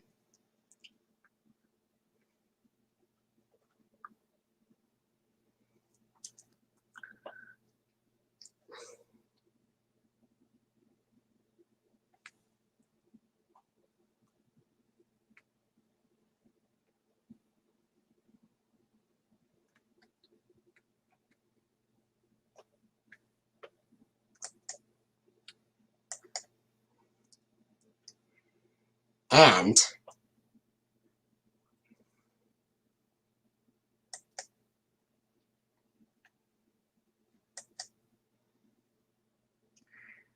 Gordon gets his groove on. 1, 2, 3, 4, 5, 6, 7, 8, 9, 10, 11, 12, 13. We only have 5 more episodes to choose from with the Dash logo, so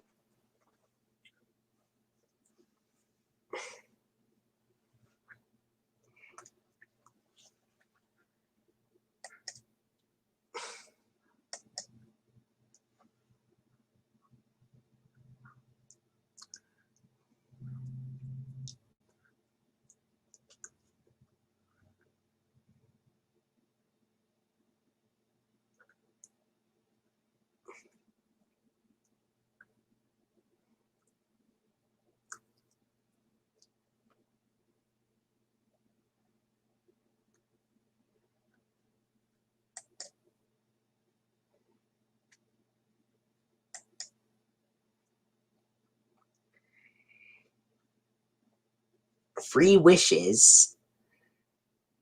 That's number 14. Oh. And what about one episode involving Kermit the Frog?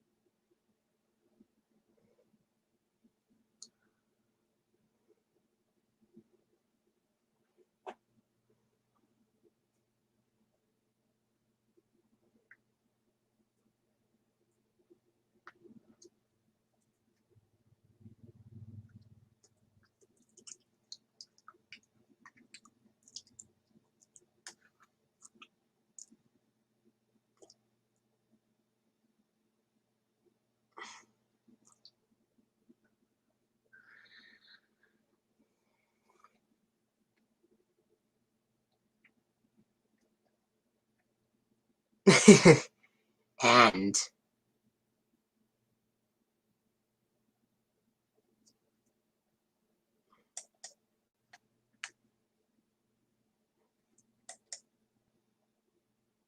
Kermit's surprise, Fozzie writes a story. 2 more to go. Oh. And what about one episode where Michael Monkey cries and Aaron Monkey tries to comfort him?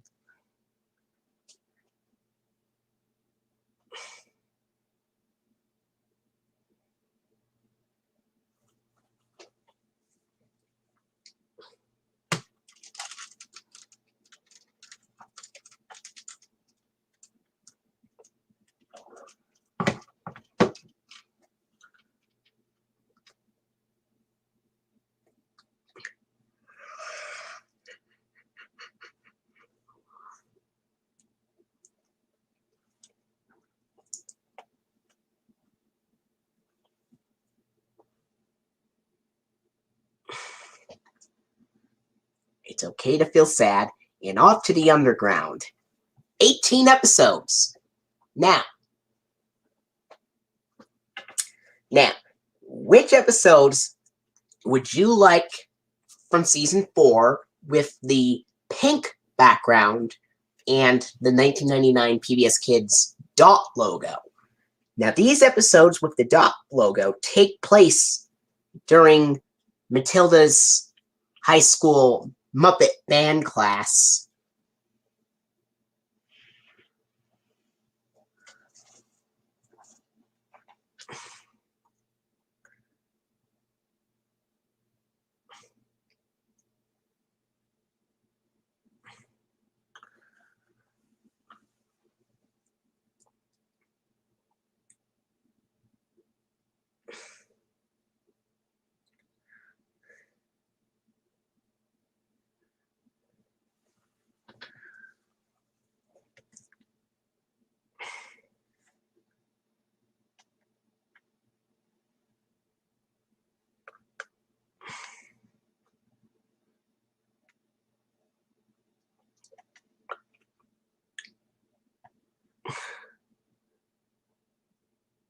Now, unlike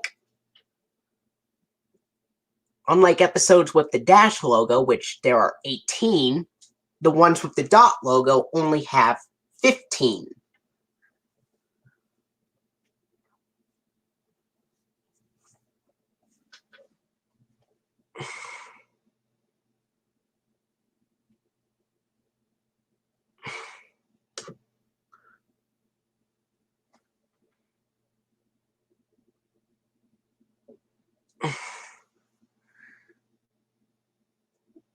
So, for season 4, there are 18 episodes that use the blue background in the 1999 dash logo, 15 episodes that use the pink background in the 1999 dot logo, and 7 episodes that feature the red background and the custom PBS Kids sidewalk logo that Jeremy Barton made up. However, if that show aired in reality, the red background would also feature the dot logo, just like the pink one.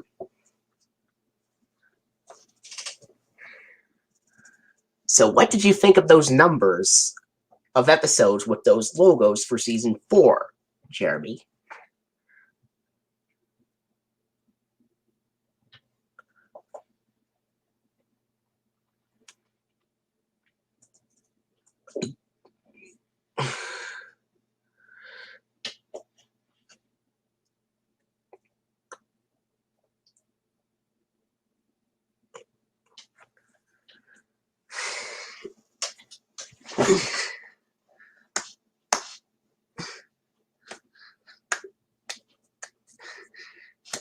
Music everywhere.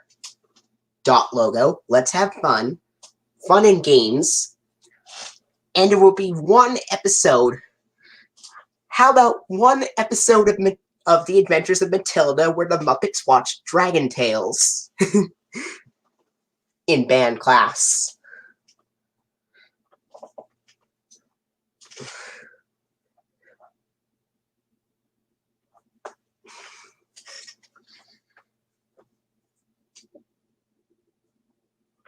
Where's my crown? Put on a happy face.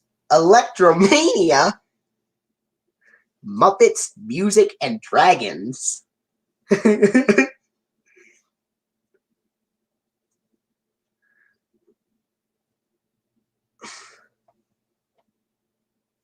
9 episodes. Oh, and there will be one episode that focuses on Matilda's bassoon with the dot logo.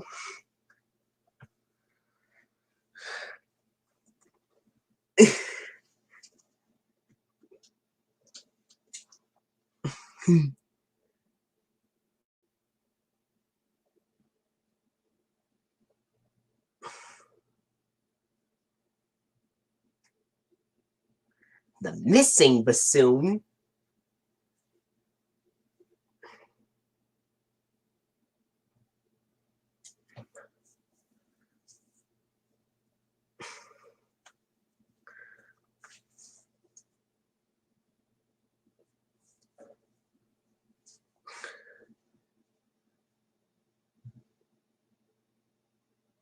And then what other 5 episodes?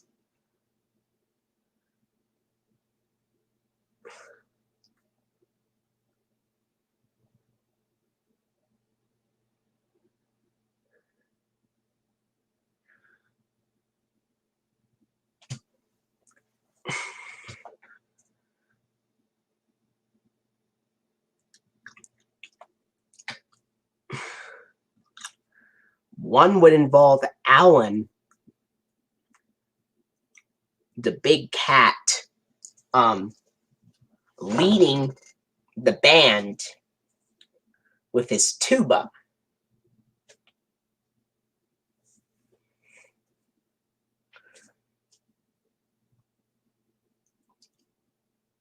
And of course,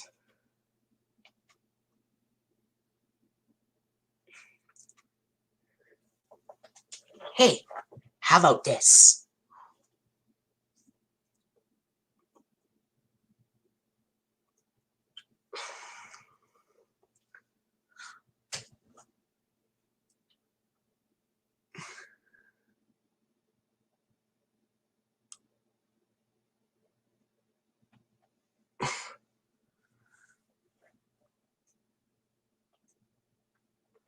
How about the band teacher is voiced by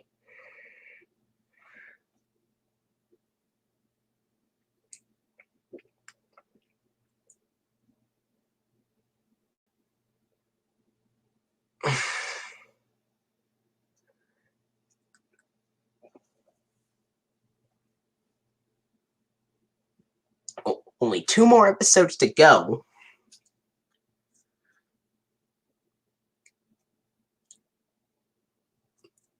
And one episode would have Ernie and Bert make a cameo in The Adventures of Matilda.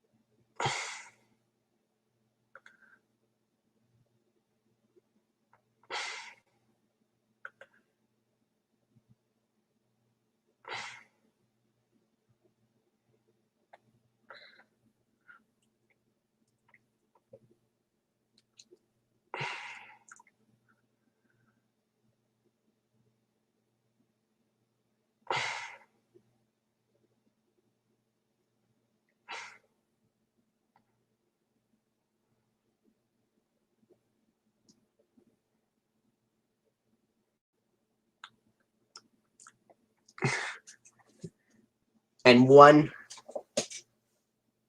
would involve Ernie's rubber ducky accidentally being left in Matilda's apartment.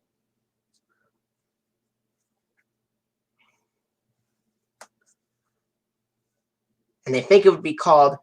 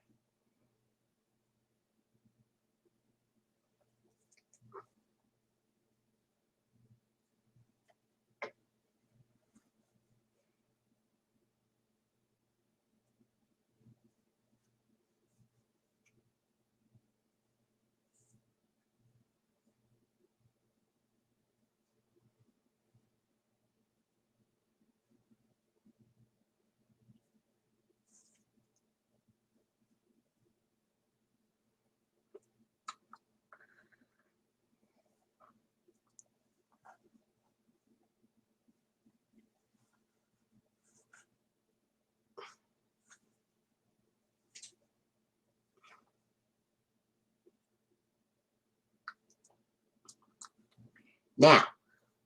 What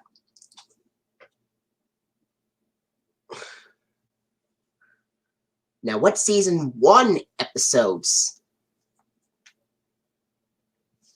titles would you like to come up with? It could be any title you'd like for season 1.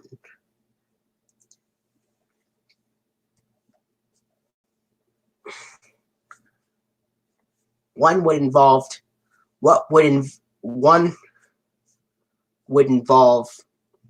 Brian the evil lion getting arrested.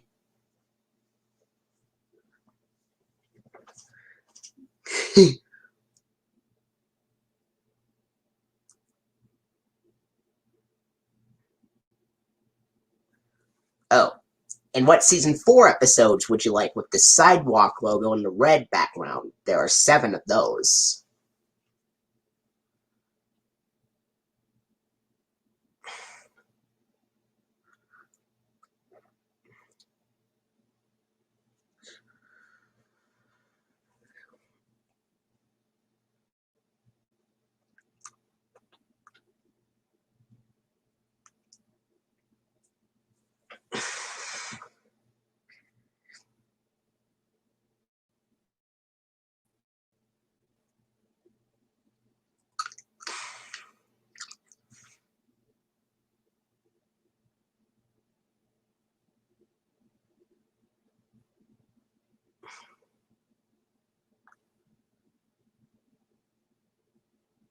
Now, all season 1 episodes would feature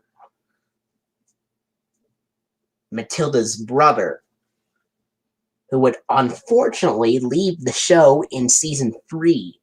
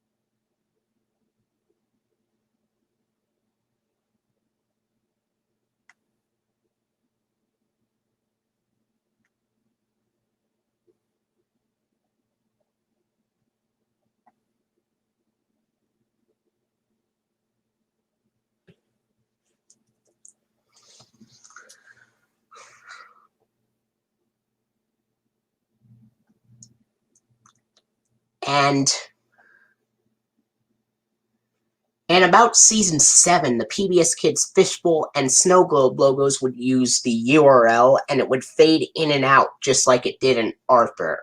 How would you feel about that?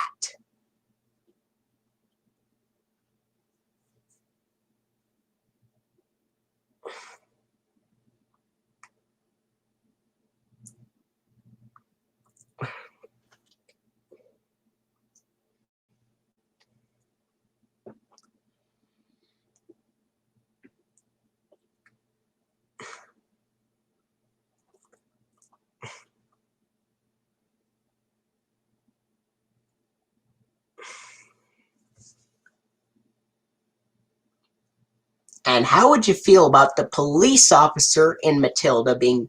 How would you feel about the police officer in The Adventures of Matilda being voiced by Roger Bumpus?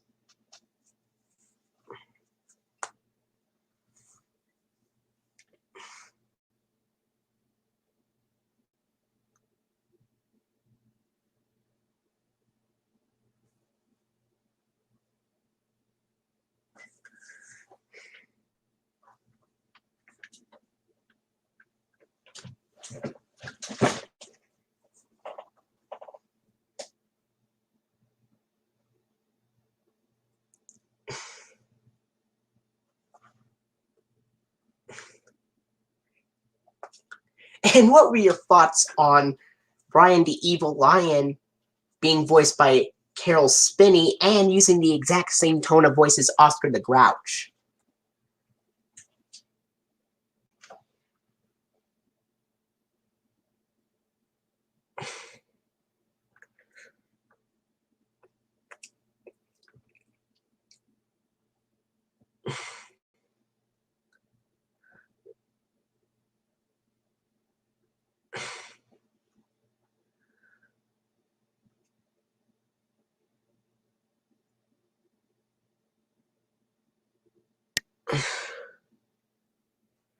And do you know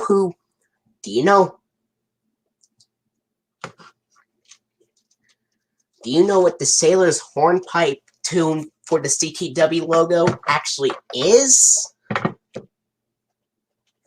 It's actually the last 8 notes of the Matilda theme, of the Adventures of Matilda theme.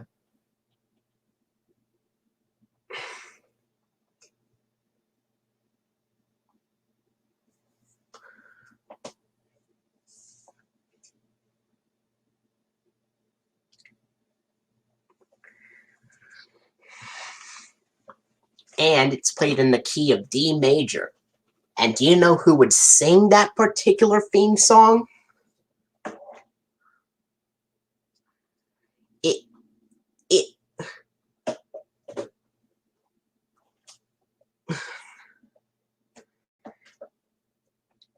It would be filmed at the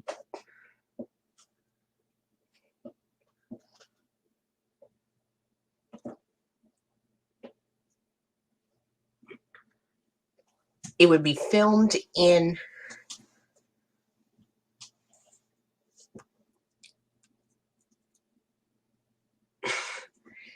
the Matilda series would also be filmed in the same state as Sesame Street.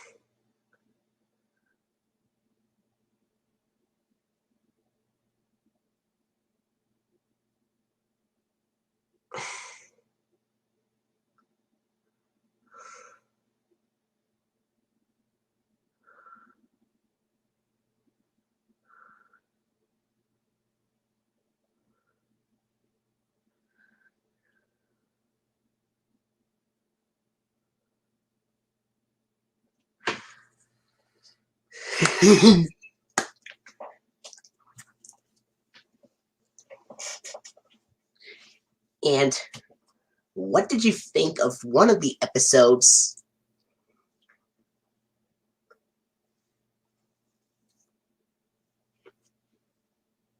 What did you think of one of the episodes involving Matilda's house catching fire, and as a result, she had to go to Sesame Street until the fire was already put out?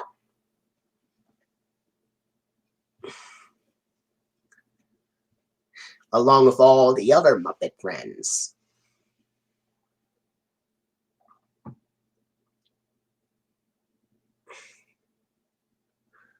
And yes, season two of The Adventures of Matilda would have the same design of Elmo as season 29 of Sesame Street.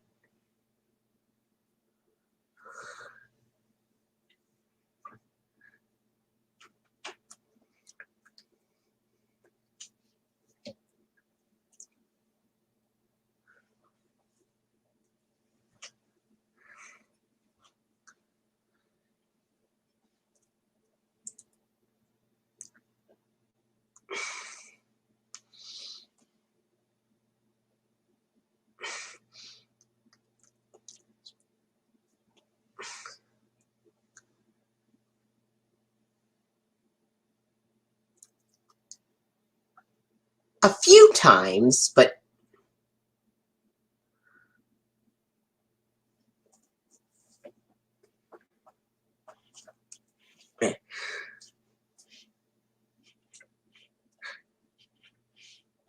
do you know what's similar about the cast in The Adventures of Matilda versus on Dragon Tales?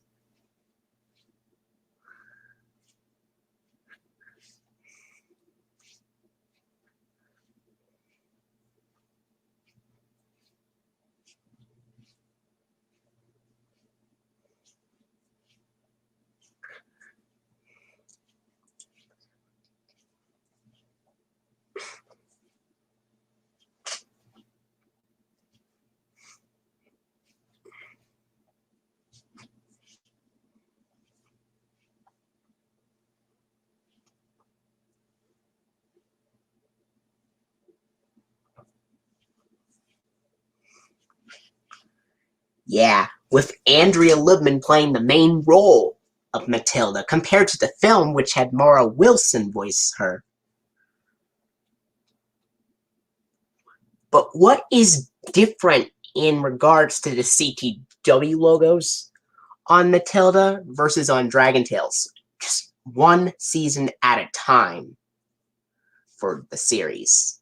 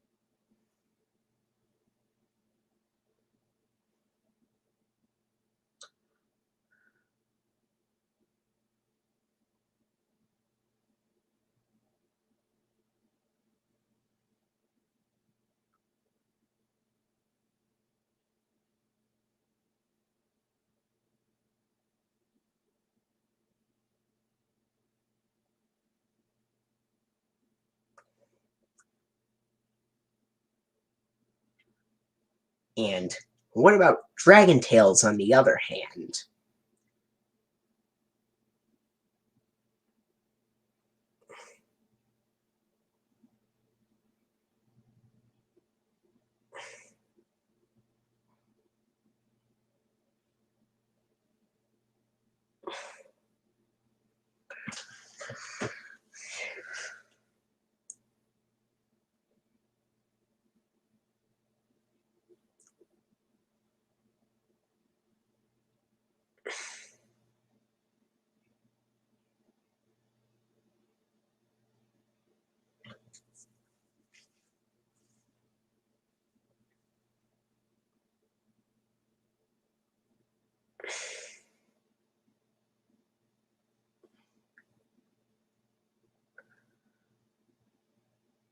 And what are the funding plugs for The Adventures of Matilda for each season? For one season at a time.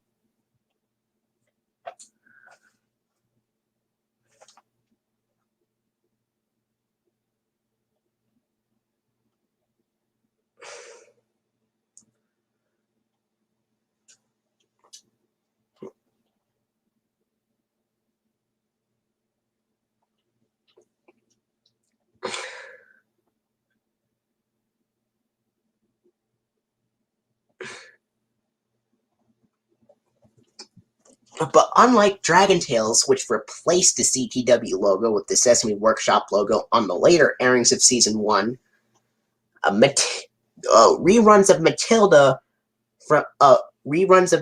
from Seasons 2 to 5 would still keep the CTW semicircle logo. How would you feel about that?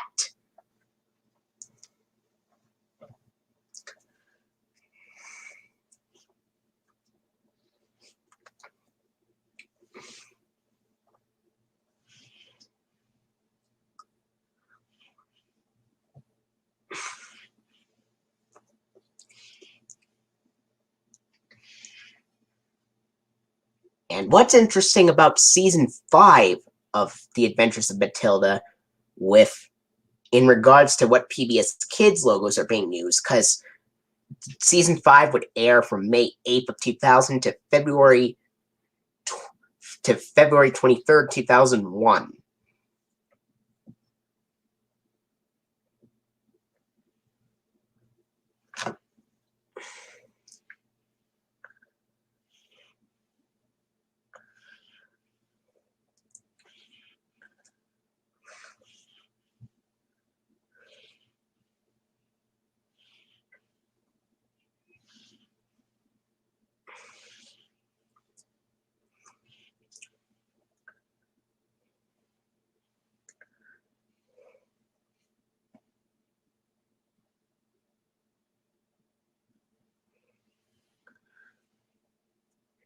And which PBS Kids logos would follow the background for season 5?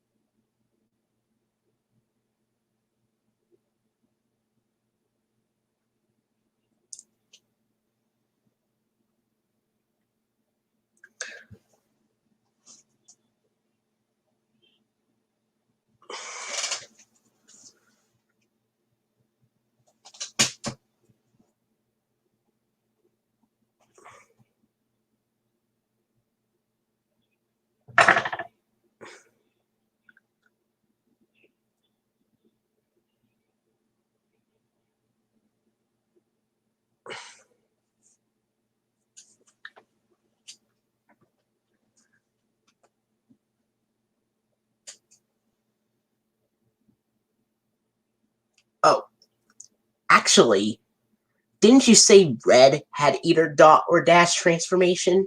Pink used dot, and blue uses dash.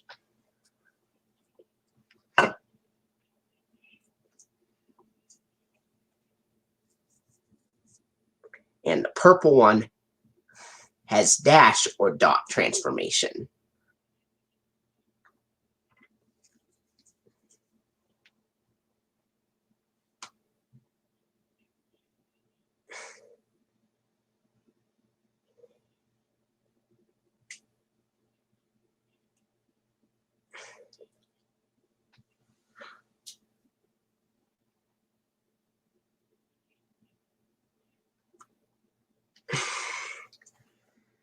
Now, which funding plug would be used for season 8 of The Adventures of Matilda?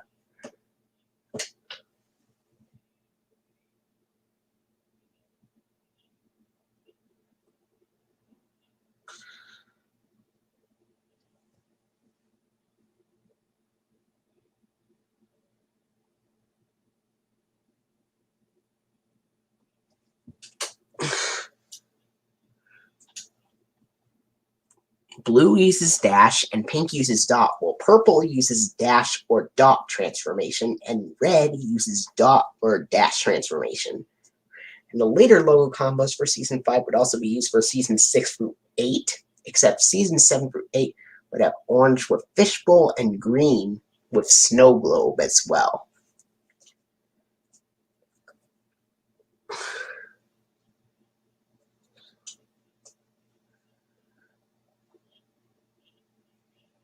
And as for Season 7, the fishbowl logo would be the most common, and the orange background would be the most common. The snow globe one would be the second most common, dash transformation third, dot transformation fourth, dot fifth, and dash sixth.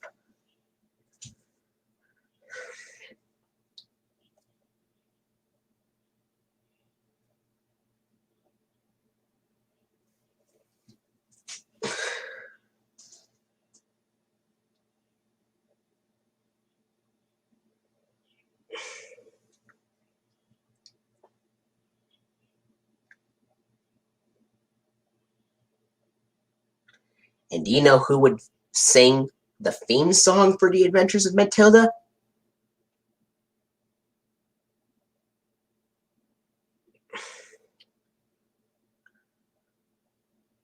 And what did you think of the idea for the sailor's hornpipe theme in the CTW semicircle logo actually being the last 8 notes of the Matilda, of the Adventures of Matilda theme?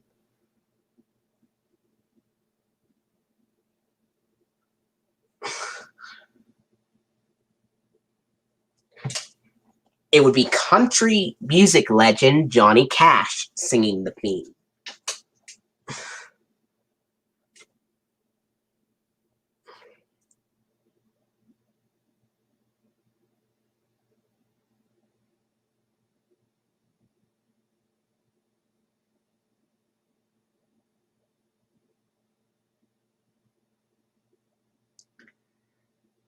In other words, seasons 29 to 31 of Sesame Street use the last 8 notes of the Adventures of Matilda theme in the CTW semicircle, correct?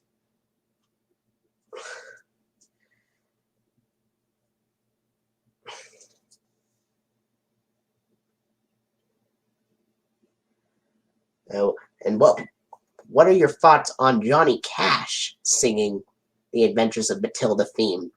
You know, the guy who sang Ring of Fire.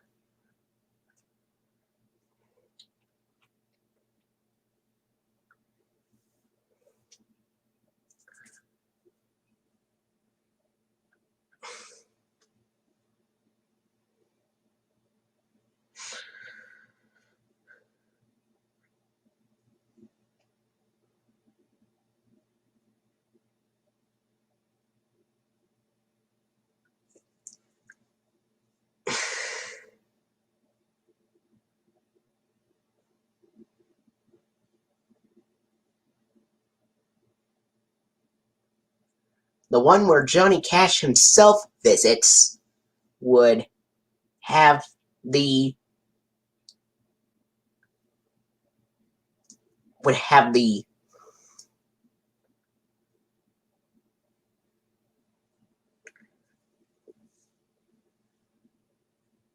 orange background with the PBS Kids fishbowl logo. Because in one scene,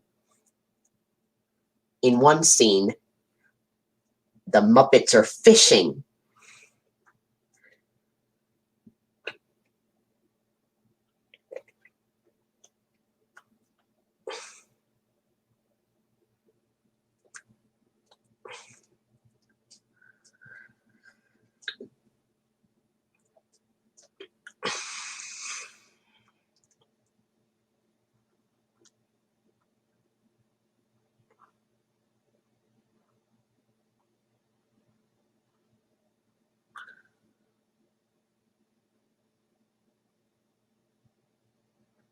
So,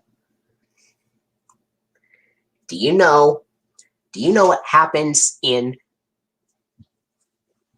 the Matilda Christmas special called Matilda Saves the Christmas Concert from 1996 that was produced at the same time as season 1?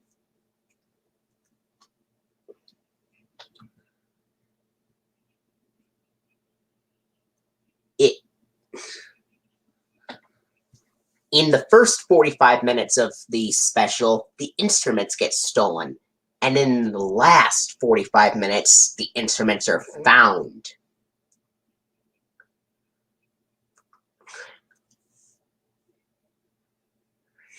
The evil lion named Brian steals the instruments from Matilda and the Muppets.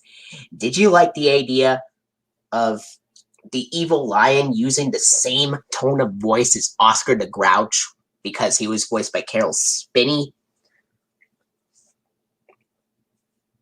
Did that fit perfectly for the character?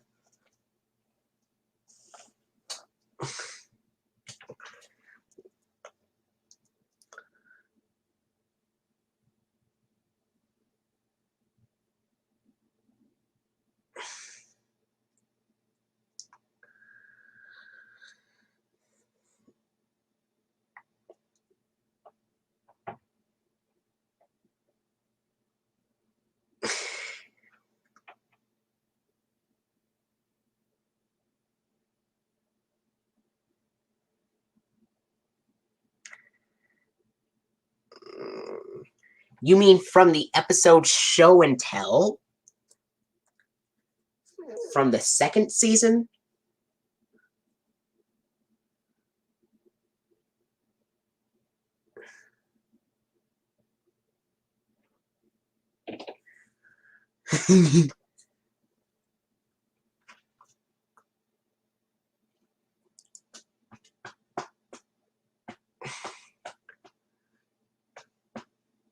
And do you know what happens to the animals right after the evil lion stole all of the musical instruments?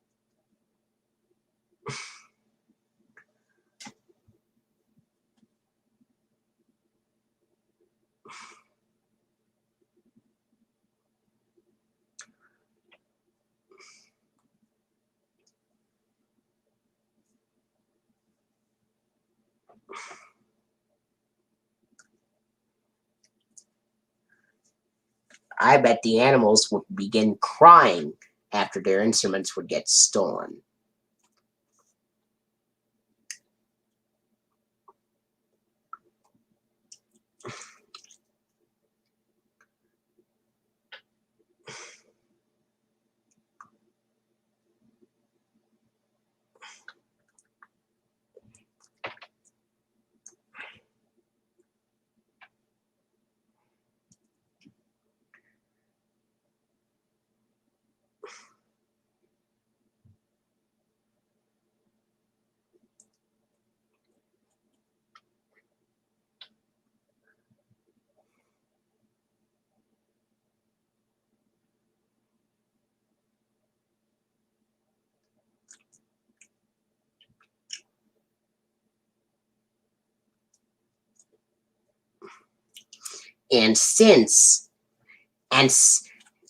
What did you like about the idea of the Christmas special, Miss Tilda Saves the Christmas concert, using the Best of Elmo variant of the CTW logo from '83?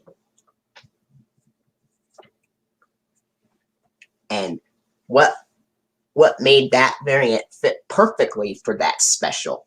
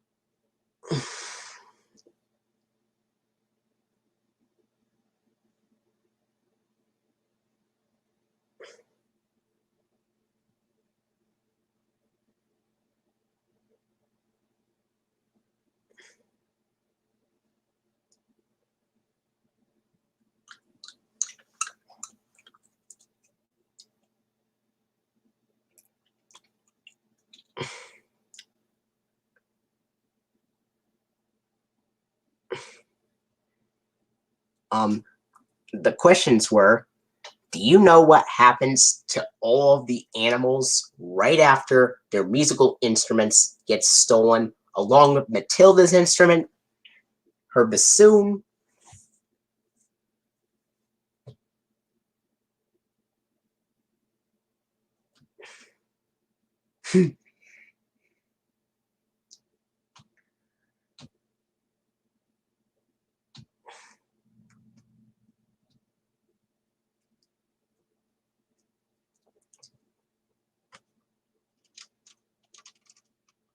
yeah.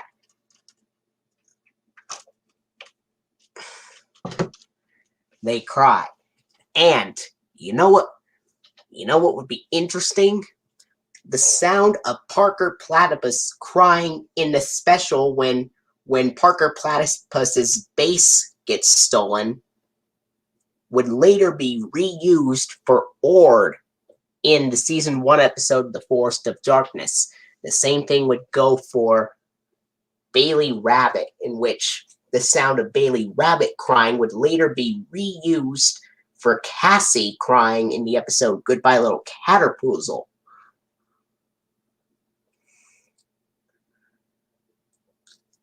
And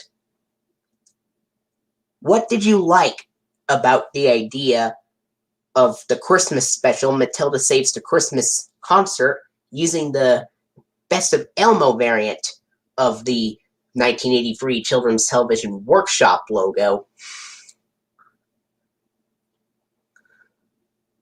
in that Christmas special?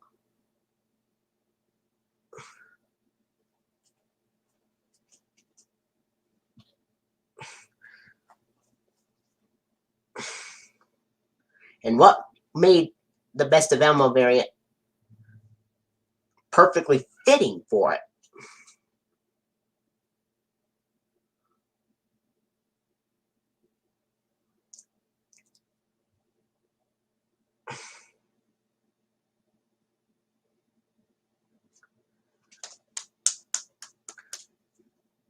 And what did you think of the 1996 TV airings from November of 1996 and the VHS from December of 1996? Both the VHS and TV airings using the Best of Elmo variant.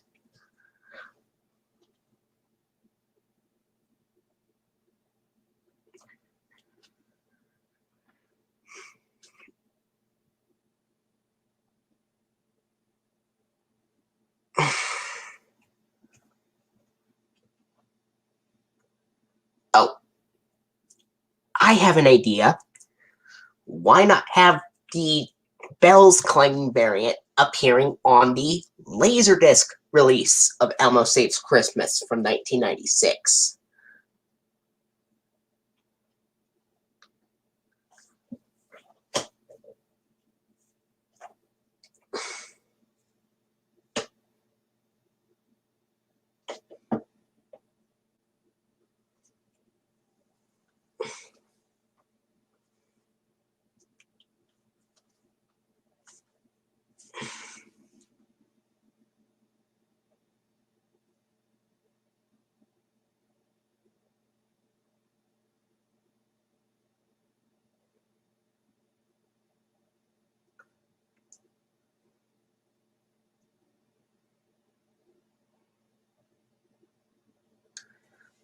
And, you know, I have an idea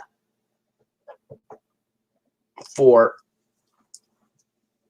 that special airing in theaters in December of 2000, from December of 2000.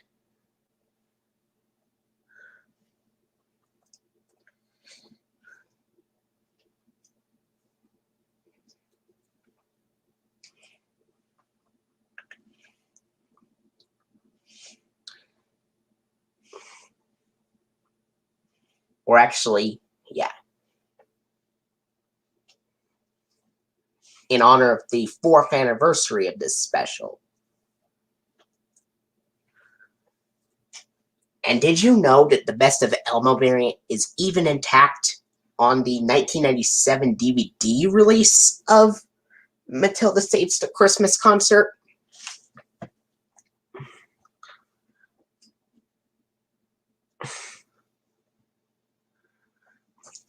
What's different about the theatrical release from December of 2000 is that it would contain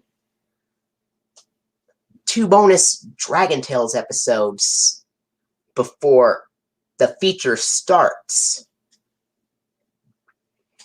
And obviously, since it's about Christmas,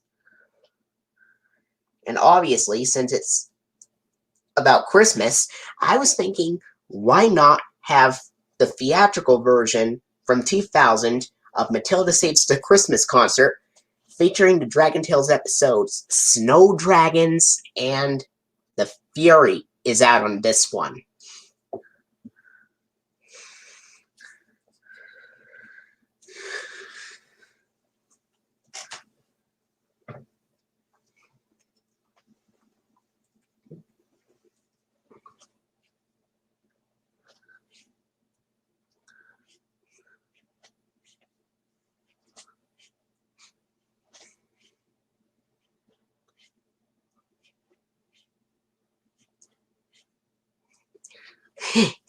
What did you think of the Dragon Tales episodes Snow Dragons and The Fury is out on this one, appearing in the theatrical version of Matilda Saves the Christmas Concert, the 2000 theatrical version, that is.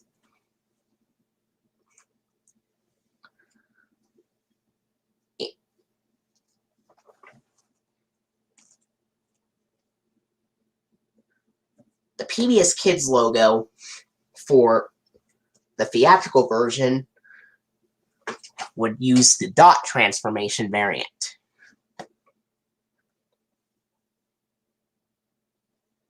But only on the theatrical version. The 2001 DVD would keep the surprise logo.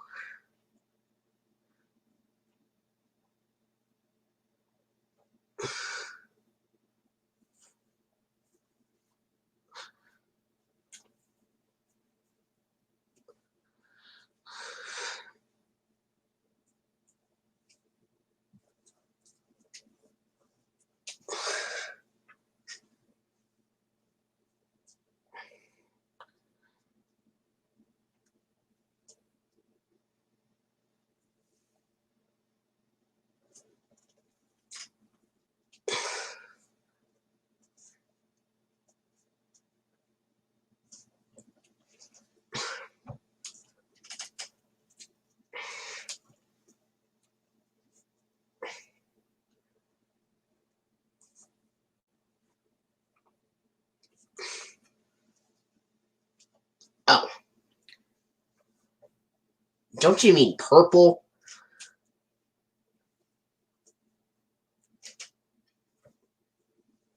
It would have to...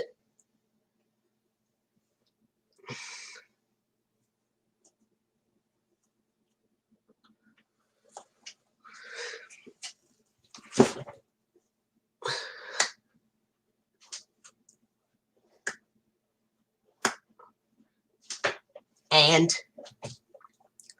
about the theatrical version of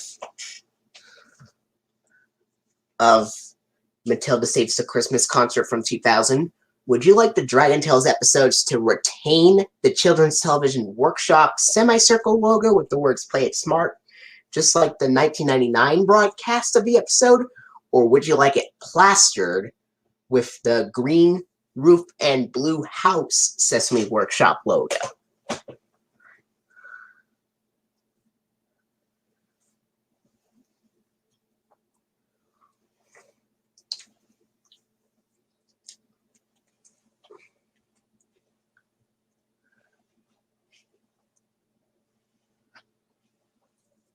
So which option would you like to take? Option number 1, where the CTW semicircle logo is kept, or option number 2, where it is plastered with the Sesame Workshop blue house and green roof animated logo?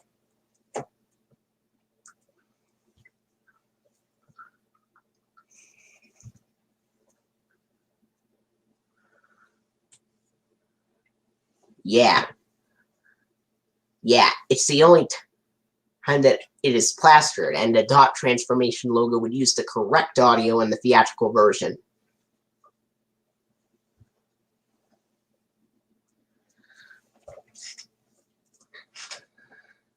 Now keep in mind that the December of 2000 airing would be the last time in theaters that the CTW semicircle logo would be shown after the season 1 end credits, because beginning next year in 2001, it is plastered with the blue house and green roof animated Sesame Workshop logo.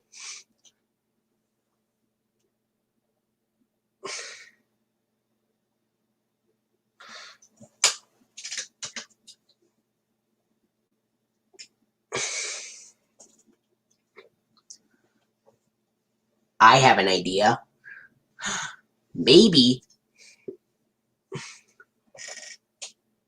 the 2001 DVD can also retain the 1983 CTW Sparks logo with the bells clanging, just like the 1997 DVD.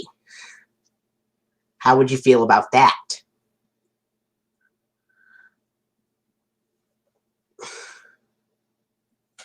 I think Snow Dragons had the 1999 PBS Kids logo with Dot, the girl, running up to the screen at the end.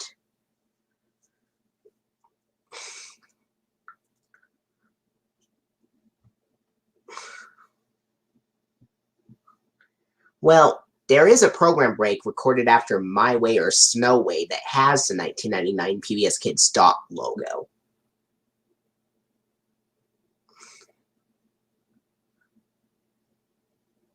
Under the Weather and Zack Takes a Dive, I believe, had the Dot logo as well.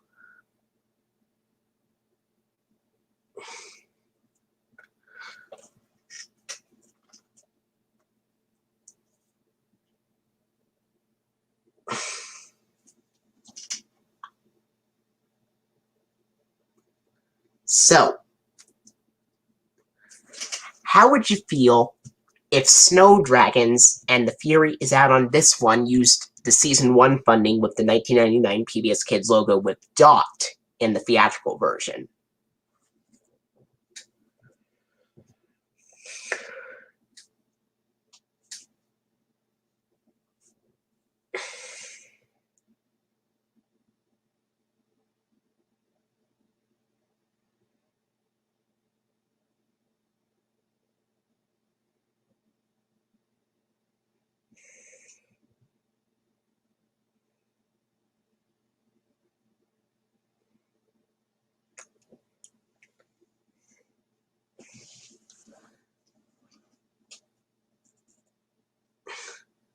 And believe it or not, the DVD release of the 2001 DVD release of Matilda Saves the Christmas Concert would actually come out on Christmas Day 2001.